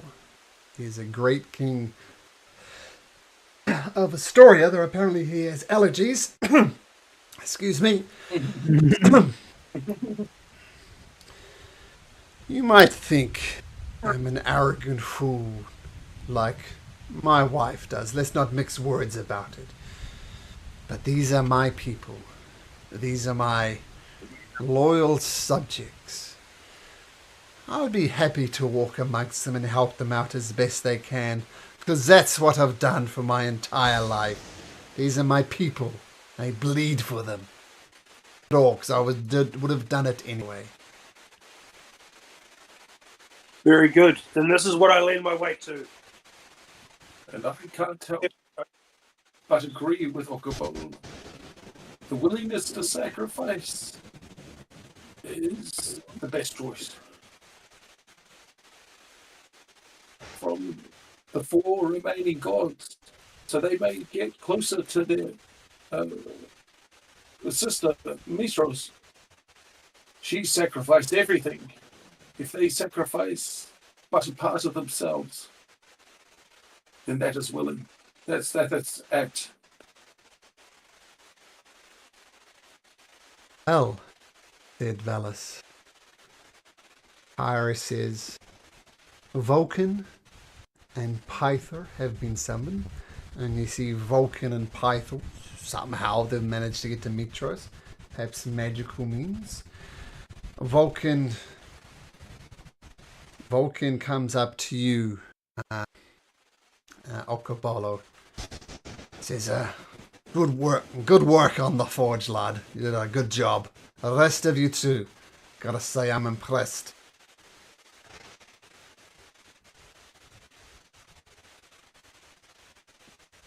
Oh, good.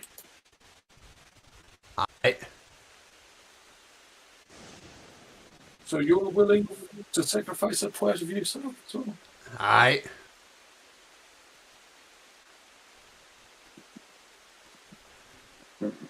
Pythor also comes up to Okobolo. Okobolo, make me a strength check, please. Yo.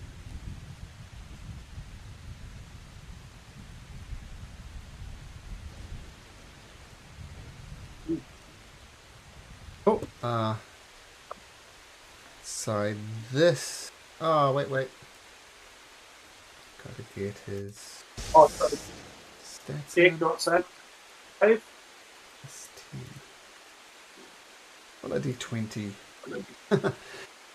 Pythor slaps you in the back and says, "Ah, good work, lad," and you stumble over this mighty palm shape, just slaps you on the back. Ah, but a backbone, boy. Stand up straight.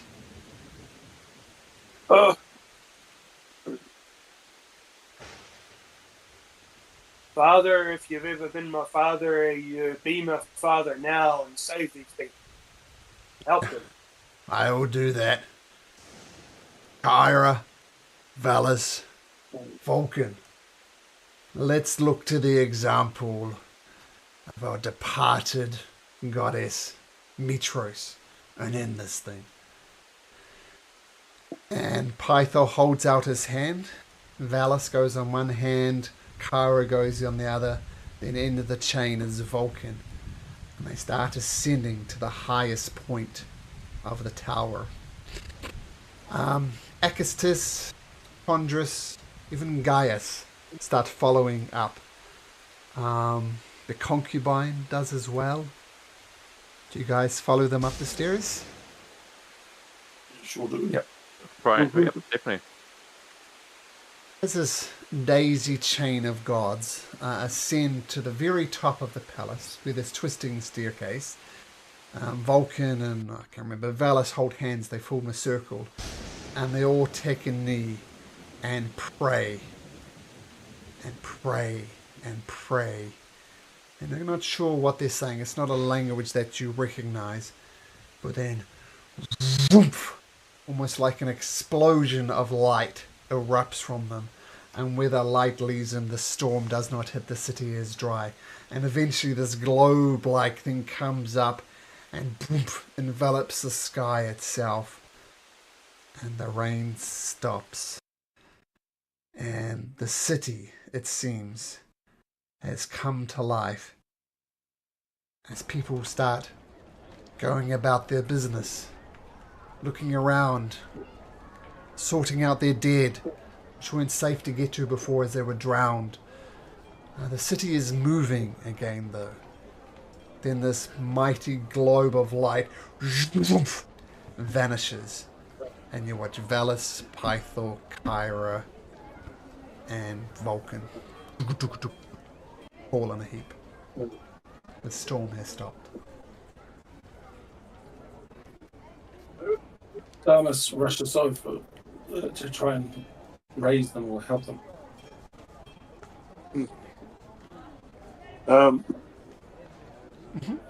You rush over and they've it's obviously cost them a lot.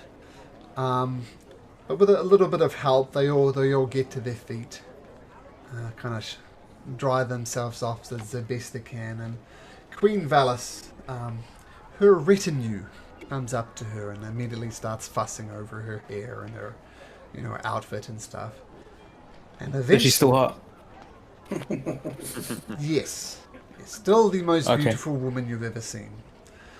Success for the evening. All right. Great adventure, guys. See you tomorrow. See you next week.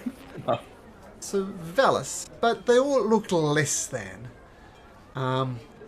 Like Pythor refuses help to get assistance standing up, and he almost falls backwards as he gets up, and he momentarily retains his balance, and he pretends that it didn't really happen. But everybody sees that they're weak. And Valis approaches all of you and says, "Well, that worked.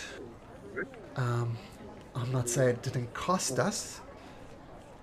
I'm pleased to report we're still divine, but just less than.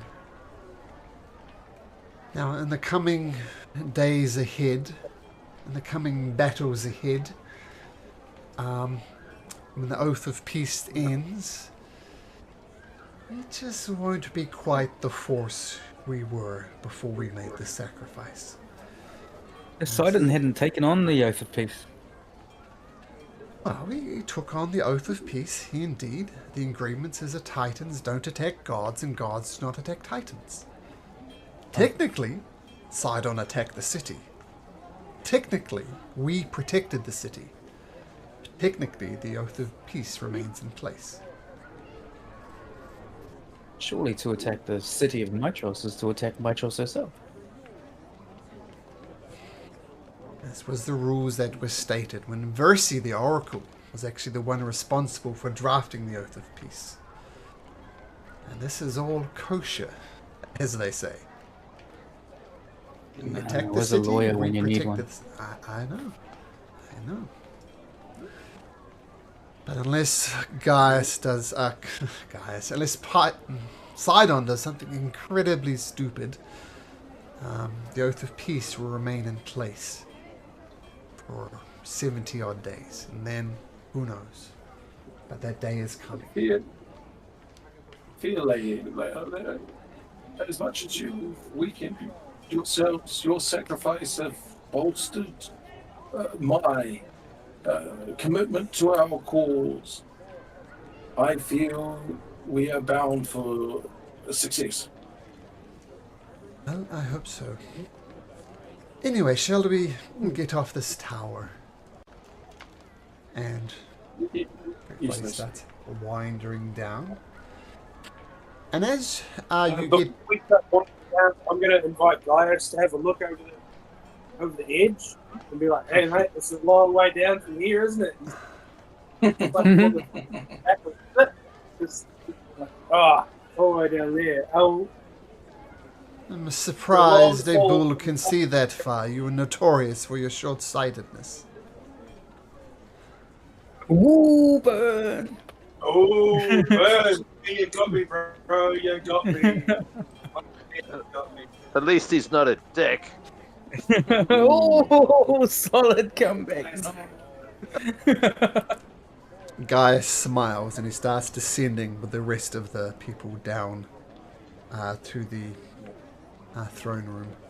And Gaius obviously knew you. Maybe planning to throw him over the edge, Alcohol. He's not going to bite for that.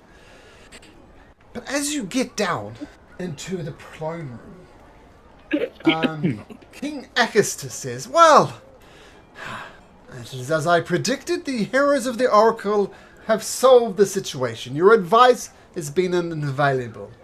Excellent work. I knew I could trust you to handle this matter. Now let's see about your rewards, shall we? I assume you're interested in rewards for saving the city."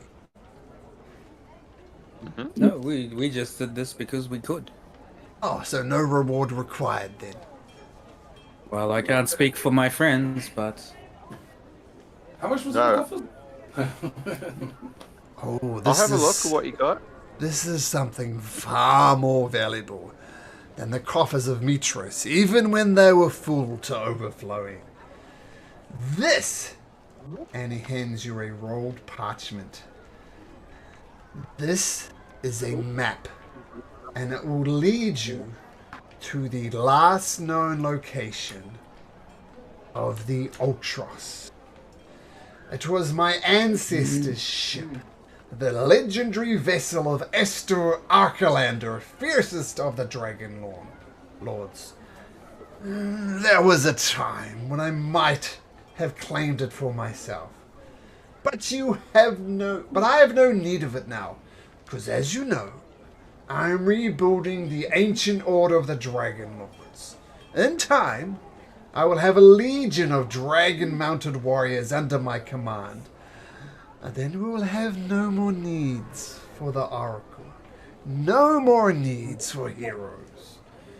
We shall drive back the Titans with the power of the dragons, just as my forefathers did. In any case, this map will allow you to resume your so-called rank, your so-called great laborers. I thank you for your service you have done my city. You are dismissed. didn't he make some agreement to go out amongst his people and stuff? Do we need to remind him of that? That was a message to everyone. Yeah,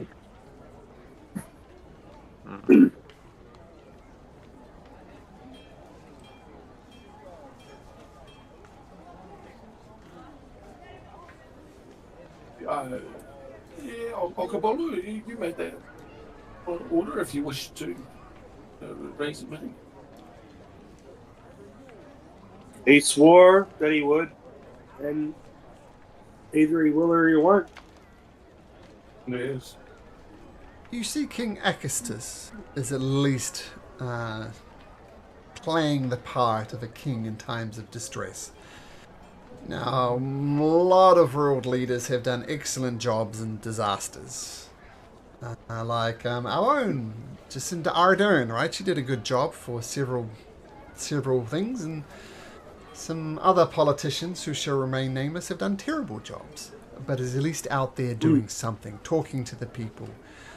He's got a whole whole group of soldiers and centurions with him, at least a dozen, as he wanders the city, and he's doing something. Excellent. Everybody make me a We'll history find it. check, please. History check. History. Oh, look at you guys. Here you go. Gosh. Thomas, idiot. Mr. Bolo? Oh, two, okay. Sorry. Yeah, okay. 10. 10, yeah. 10 from 10. Proteus as well. Now, you have heard stories of Esther Archelander, and I'll just remind you once again, this is the genocidal maniac who didn't massacre villages of minotaurs. He killed the women, the children, burnt the crops, burned the houses, just absolute nutcase. So you already know that. And Silas and Particles, you have heard of the Ultros, a vessel that is said to be literally unsinkable. And you go back and you remember, if I can find the handout.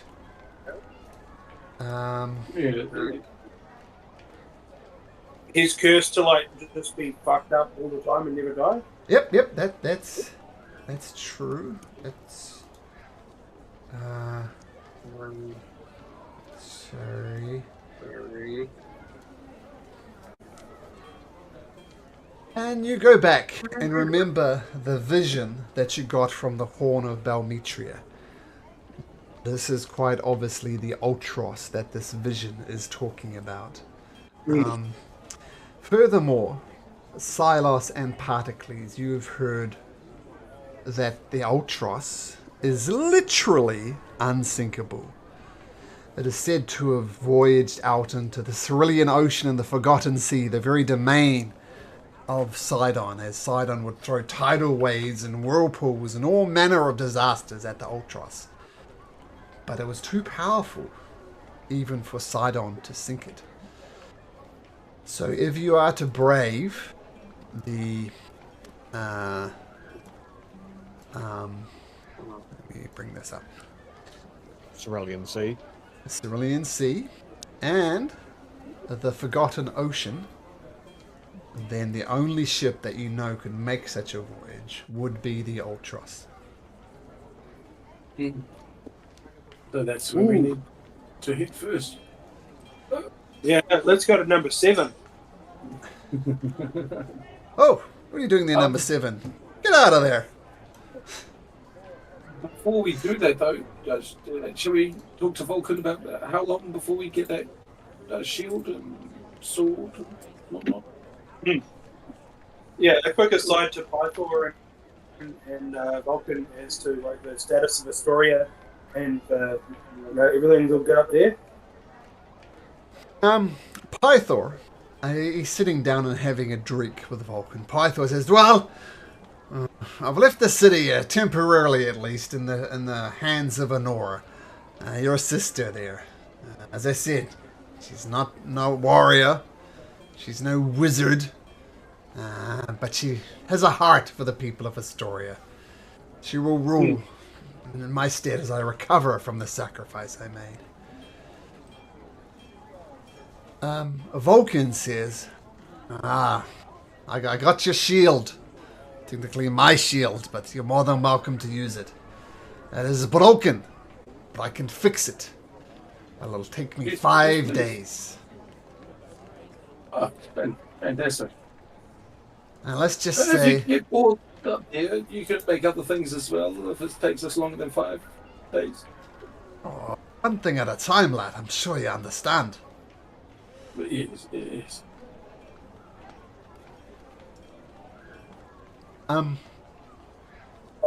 Heaps.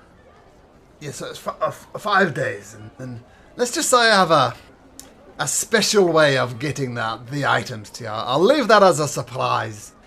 But you'll not need to return to Mitros or the Forge. These items I will craft for you will be couriered to you with Amazon Prime delivery. To be there in a jiffy. Amazon warriors? Amazing. Good point. I'll get them there. Don't worry about it.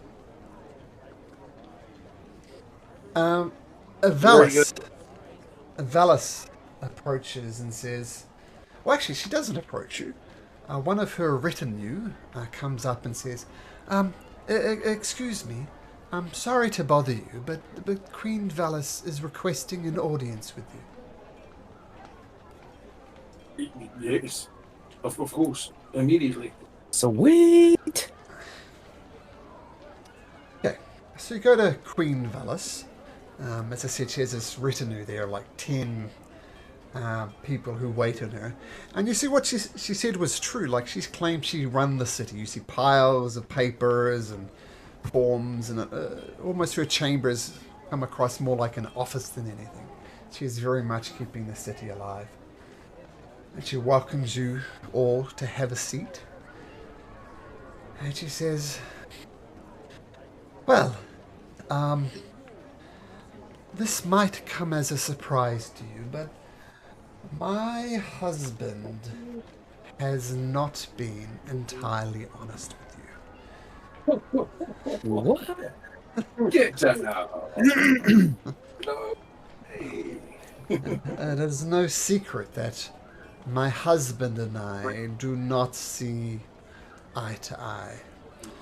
The map he has given you is accurate. It will lead you to the last known location of the Ultros. But he is sending you there not as a favor. What he thinks he's doing is sending you to his death. I'm sure you all heard the rumors of Esther Archelander and the deal he made for Lutheria for eternal life. As you know, Lutheria was true to his word and granted him eternal life, but he can never heal from his wounds. A slash across the chest will remain a slash across the chest for all eternity. He's the current captain of the Ultros. Is that right? Yes, and therein lies the problem. He's sending you to get a boat from a person who literally cannot die. He plans to send you to your death. Quite frankly, with you out the way, there is nothing stopping him from restarting the Order of the Dragon. He sends you to your death, in his opinion.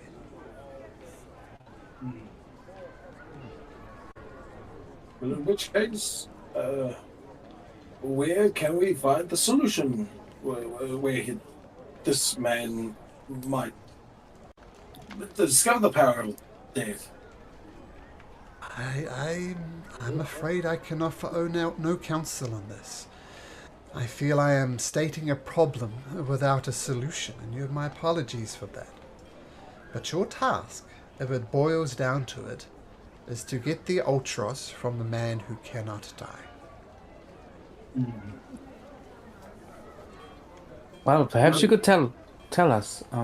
Tell me. I'm searching for an item that might help us get the Ultros, which is an invisibility cloak, which I really badly need. Perhaps you know of its location. I was told it was in Mitros, and well, here we are in Mitros. So, I suggest something of that nature that you know of. I suggest you go to, says Malcolm, frantically trying to remember the place to go to. You could try. You could try 2 places. And I will... Oh, look, you have a map of Mitros. Let me indicate these places for you. The first is the Great Academy. which is up there. Here, I'll write on this for you in red.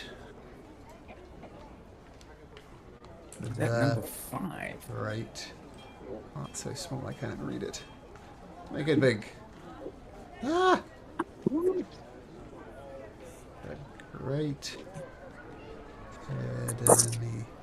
Oops, I even see it's on the wrong layer. Oops, sorry, just a sec.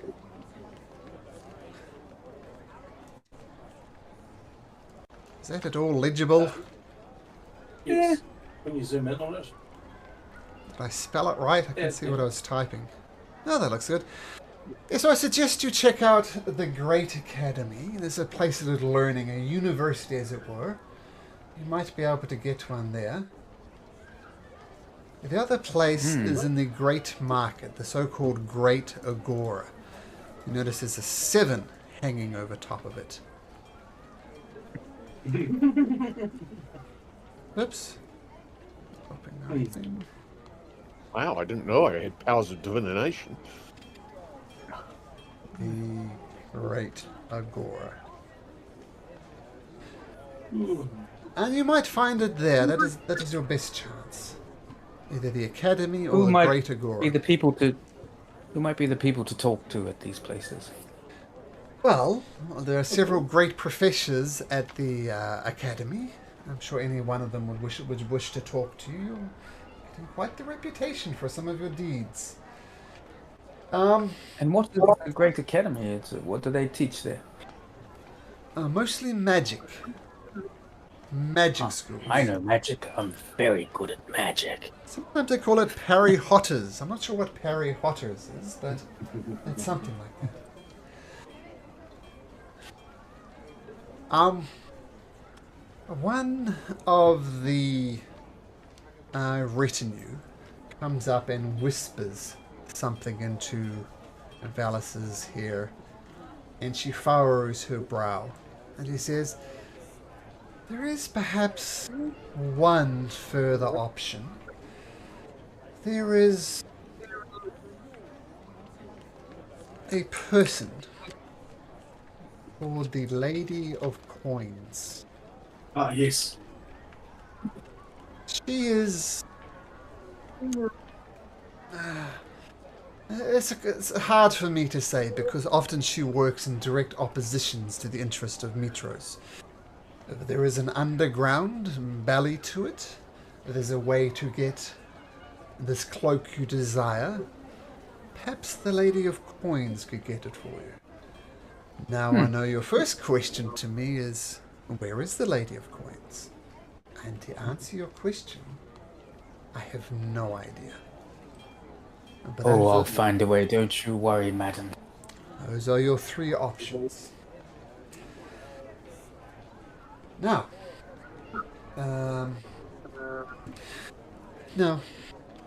one thing that my idiot husband said, which was quite true. This city is indeed on a knife edge. Very strong support for the Titans. Very strong support for the 5 gods.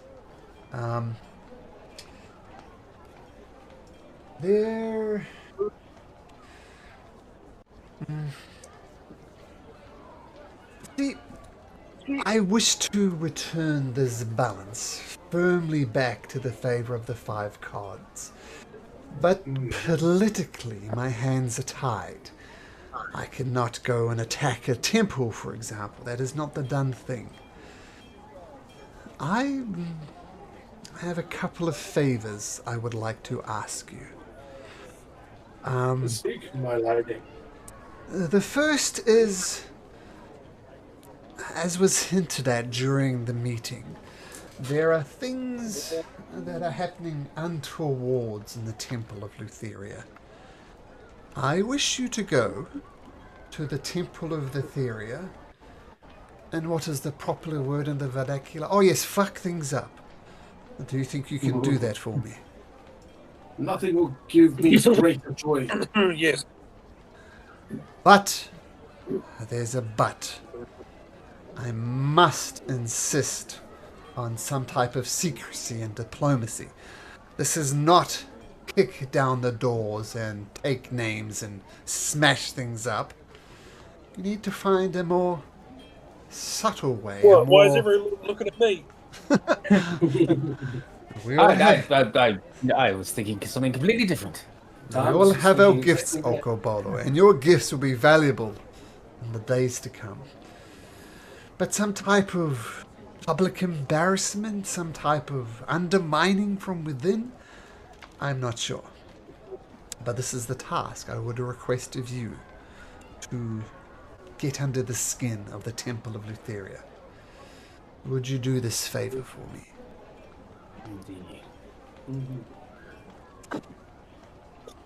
Furthermore, as I said, this is a political...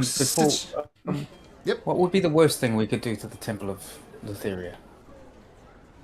Well, worse, in terms of worst thing for me, it would be to get into some sword swinging and spell slinging. That would be the worst thing for me. Anything particular? Well, you said that there were people in the city who still do send children and stuff to the Lutheran temple. Wasn't that what Condris was saying? Perhaps we might provide them another opportunity to perhaps learn the wisdom of the other 5 gods instead of the Titans.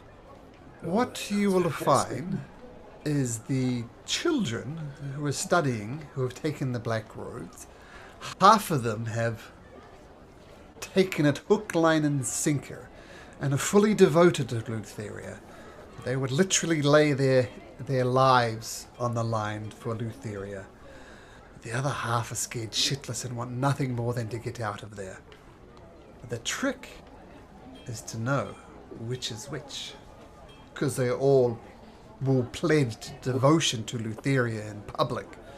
They would go through the appropriate rituals, but half of them, I guarantee, don't want to be there. The challenge is, who is who?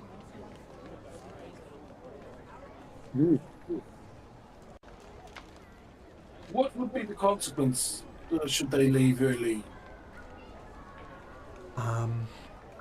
That would be an embarrassment to the temple. What about to themselves and their families?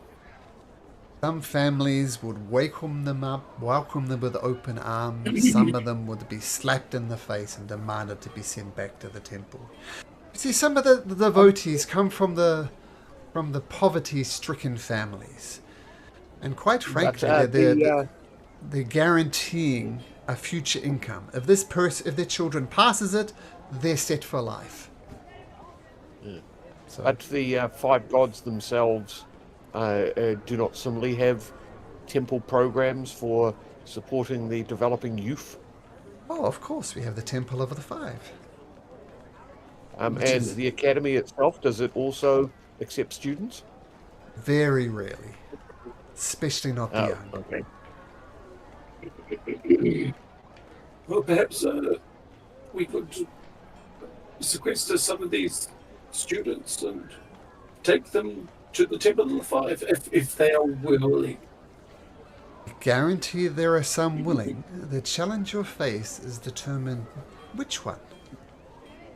They will all pledge loyalty to Lutheria. They'll all say, "Oh, great and mighty Lutheria."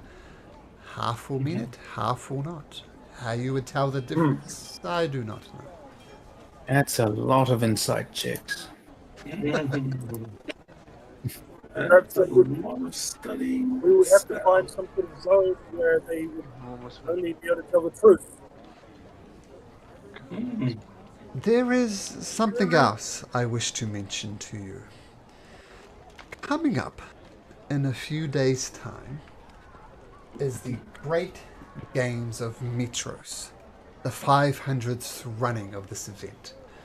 Obviously started once the Oath of Peace started. Is it the running of the... Oh, nothing. Well, it contains events like javelin, running, horseback riding, all manner of things. In fact, I think I have a flyer here. And she brings out a flyer, and if you look inside of Discord, you'll see the 500 skate games of Metros.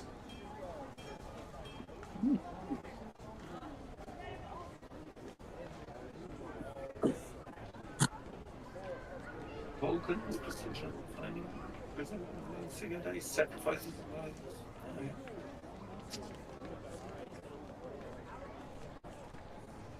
Can't Oh, imagine yeah, any I of got us would be seven- interested in that. You're not interested in that at all. Makes me the seventh day. Oh, here's the thing. Typhus gladiators. It's a long event. It will take several days to complete. I leave this decision to you. If you were to compete in the games and you're crowned the grand champion, that would be very good for me politically. You know, champions of the five winning the events, and there'll be representatives from Lord Sidon there as well. You could emerge victorious. It might once again help me politically in the city and sway things even more in the Temple of the Five Gods. But it is a long event. And of course the Oath of Peace is ticking forever away. If you choose to do the games, then the discovery of the Ultros will be delayed. The prophecy gets closer. I leave the We must choice split the to party.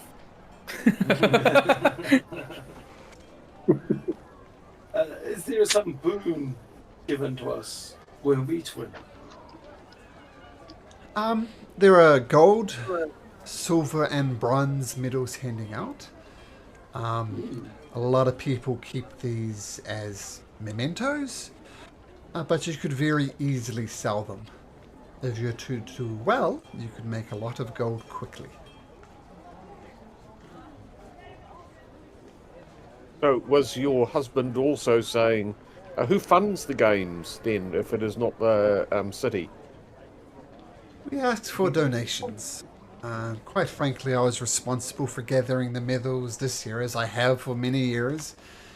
And let's just say I was scraping the bottom of the barrel to bring all these medals together.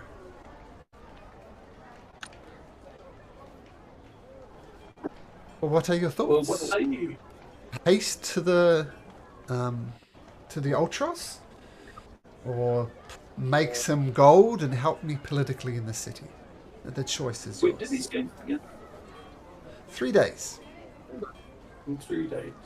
Well, So in the meantime, I think that perhaps we might at least investigate the Temple of Lutheria, and Yes. then by the end of that, we could see if these games might be suitable for us to build our status as legendary champions of the five gods, and then after that, perhaps I feel it might be worth, and I have some interest, perhaps if we can, in visiting this academy and I have learning a its. deep interest in visiting the academy as well. I have interest in both those things as well. But I also have interest.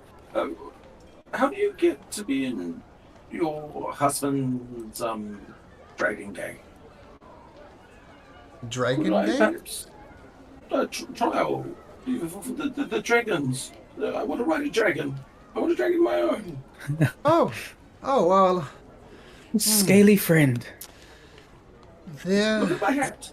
is some there's some darkness about these dragons that the king, my husband, has summoned. I mean, bronze dragons by nature are kind dragons, often called dragons of the sea. I know he acquired some dragon eggs a number of years ago, but it takes decades to raise dragons. Decades, sometimes even centuries. These dragons that he has acquired have been unnaturally aged, and as a result, they're adults, I guess, in the dragon sense, but have the mind of a child. Dangerous combination. I agree. Perhaps we should liberate these eggs. Silence. Oh, I would not recommending liberate them. As I said, they have the mind of a child, but they're fiercely loyal to King Acastus. Oh no, not the dragons. Just one of the eggs. Well, if Well, there's somewhere we could sneak into, it would be a lot easier with an invisibility cloak. well, I assume he's raised all the eggs. There might be some left. I mean, wasn't like all the dragons magically popped into adulthood. It was like one mysteriously aged. A while later, another one mysteriously aged. So there might still be eggs inside the palace. I do not know of any, but it is possible.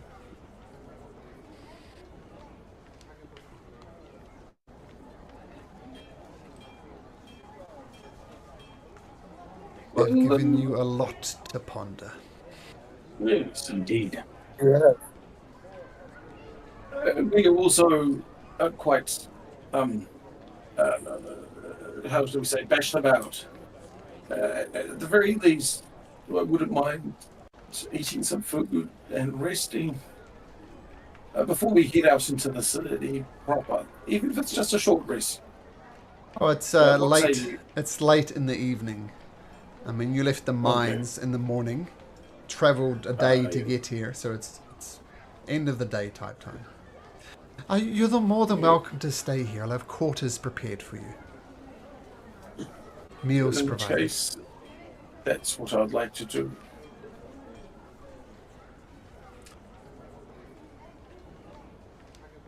Okay. Does anyone have any preferences for which missions we do first? Well, we've got three days to the games. Should we decide to do that? And Yeah. Well, I think there we could investigate the city. I mean, we've already seen that there are two possibilities for this cloak. So I think perhaps those are perhaps what we should focus on first.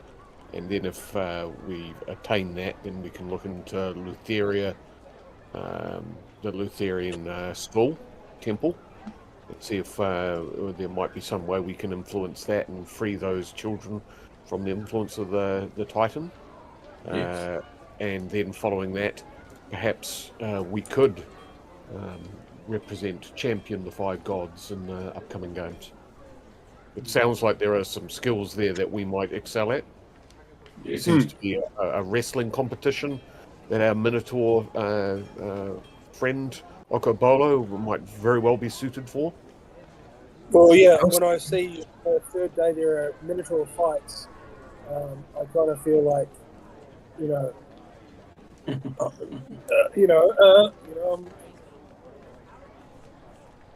that sounds like a bit to me. day 3 of the games, Herald and Trumpet. I'm the Herald, and I think somebody blows bagpipes quite good. I think we've got day 3 sorted out.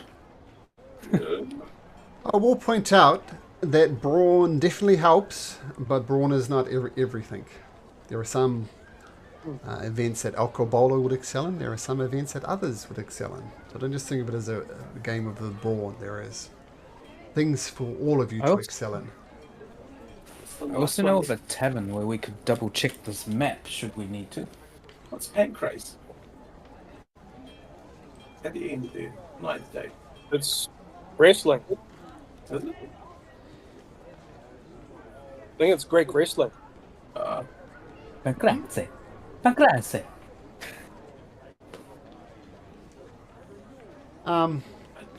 You've noticed I think yellow is a much sensible colour. There's a Temple of Lutheria here that I've added. So that's where she is. Also looking for the Setter's Tail, I think it's called, a bar. Yep. A tavern. And I'm absolutely going to keep an eye out for Dostard. He's somewhere in Mitros. Dostard's the guy who robbed us. Oh, yeah. He'll be at the Setter's Tail. Setter's Tail. Oh, there's a lot of shady bastards at the Setter's Tail. Well, if you go there will be one more. I can't deny it. to whether he's walking or not. Now, one other thing I'll say that at least a couple of you would know, which might also be something you might want to do here.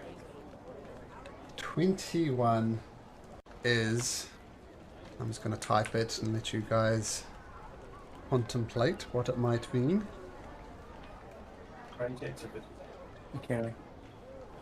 Two great academies. Monitor market. Oh. Oh, slavery. Mm-hmm. Shit. I mean, you would all know that the slave class is the Minotaurs. Minotaurs are slave. Minotaurs are bought and sold like slaves. Minotaurs will work the fields, pulling the plows, just doing classic slave stuff. And this is where Minotaurs are bought and sold. Well, we don't like that. No. No, we don't like that.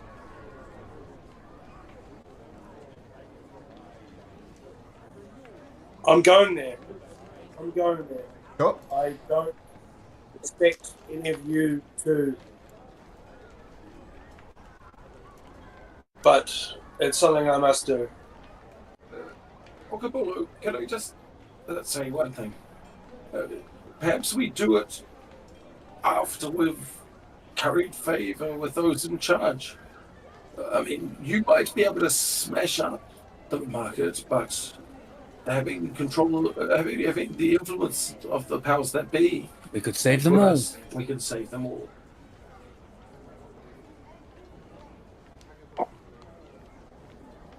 This speaks to my rational mind, but Yes.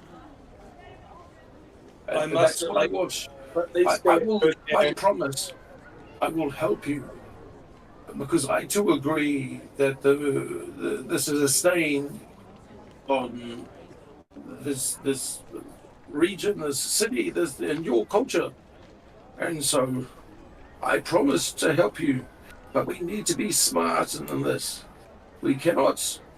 Why render it a blow when we could destroy it entirely? At the very least, Are you done saying that the situation is complicated and we need to respect the nuance and cultural things going on here? Because these Absolutely. But we also need to be effective. Far better to be a sharp point rather than a blunt instrument.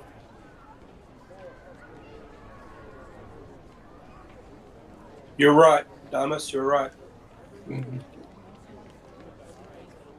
I understand your pain, your hurt, and I look forward to walking there proudly alongside you, you leading the way to this place of terrible, horrific happenings. Thank you, Damas. Thank you, friend.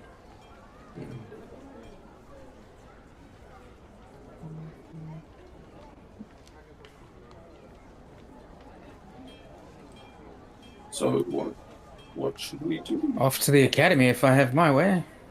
If nobody disagrees, that's where I'd like to go anyway. We have for a while.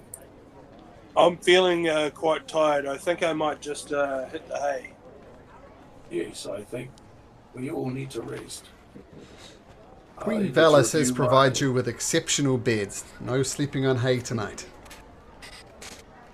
Unless you want to. Sure. Exceptional hay. So you all settle down with lots on your mind. Find the highest place in the palace and sleep up there. Easy enough to do. where the lightning strikes. Oh, the sky is Perhaps away clear. from anything brass. So take a long rest. I know old Okobolo took a bit of a beating. And you have Oh yeah, just went down like 4 times. That's fine. one thing. Oh, I'll say just before we go to bed, and we end with this. Is, I know you guys have lots of plans for next week, so I'll be well prepared for Satyr's Tail temples, the Minotaur markets, all sorts of things, and any other things that might come up. And as a spoiler, things will come up. You need to make a difficult decision about whether to compete in the games or get the Ultra sooner rather than later. That's another decision you need to make. But just before you're about to separate ways, Kyra comes up to you and says, "Hi guys, how you all doing?" Yo. Glad to see you well. Yeah, well, look, as you guys know, I've been taking notes and writing stories and writing poems about your great adventures. I mean, it all started when we met in the Heartlands, right? And you killed that boar. And ever since, I've been writing about your adventures. Now, make no mistake, I'm going to continue to be writing about your adventures. Continue, presumably, traveling with you on the Ultras. But here is a but. And it's a big but. As you know, while I was up on the top of the Grand Palace, making the sacrifice, I am less cool than I was. And I'm afraid I just can't be going into dungeons with you anymore. My ability to inspire you with song is less than. But keep in mind, you guys are the heroes of the story. I mean, I don't want to say it, but it's always on the mind of Valis and Vulcan and Pytho. We're the gods and the heroes of yesterday. You're the heroes of today and tomorrow. So I'll be there, cheering you on from the sidelines, writing your stories. But I'm afraid I just can't sing the songs of heroism anymore for you. And I'm dreadfully sorry.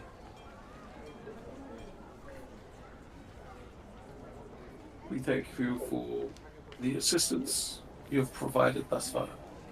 It has proven to be invaluable. But should we need water, we know who can make it rain. Well, yeah. I'm less than Silas. You gotta keep that in mind. Can't quite do the things I used to do. You can make it rain with arrows. Yay! Yes, I'll be there, writing the tales, writing the poems. And whenever you get back on whatever adventures you are, I'll be there, first in line on the Ultros to welcome you back on board. And I'll be grilling you for the details of the magnificent adventures. Your very knowledge of this land will be of much advantage and value, yes. Yeah, I'll help out as much as I can. But you're The diving gorillas into mightier dungeons than with the you. thought. No more. Unless you're facing a Minotaur's horns. What? Yeah, what? Well, would you rather face me with a quill in hand, or...? My comment. The quill is mightier than the sword. Couldn't agree I'm sure more. Okobolo would be big to defend. The horn is mightier than it all. This guys- is things You guys will be Not fine. like- You got this.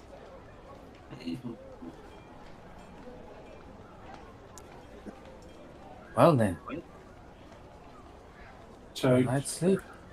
do you wish to know what we intend to do, Malcolm? Nope. No? Okay. Cool. I got it. It should be fine. So, as I said, this is a city to explore. It's a lot bigger than a story. I mean, you can just see that from the map. And yeah, I've got you regardless. If you want to go do a complete left turn on me, I got you regardless. So you guys are good. Don't worry about it. Great. Fantastic. All right, gentlemen. We will see Cool. you next week. Yeah. All right, thank all you right. very much. See you then, mate. Take care, everybody. Bye bye. I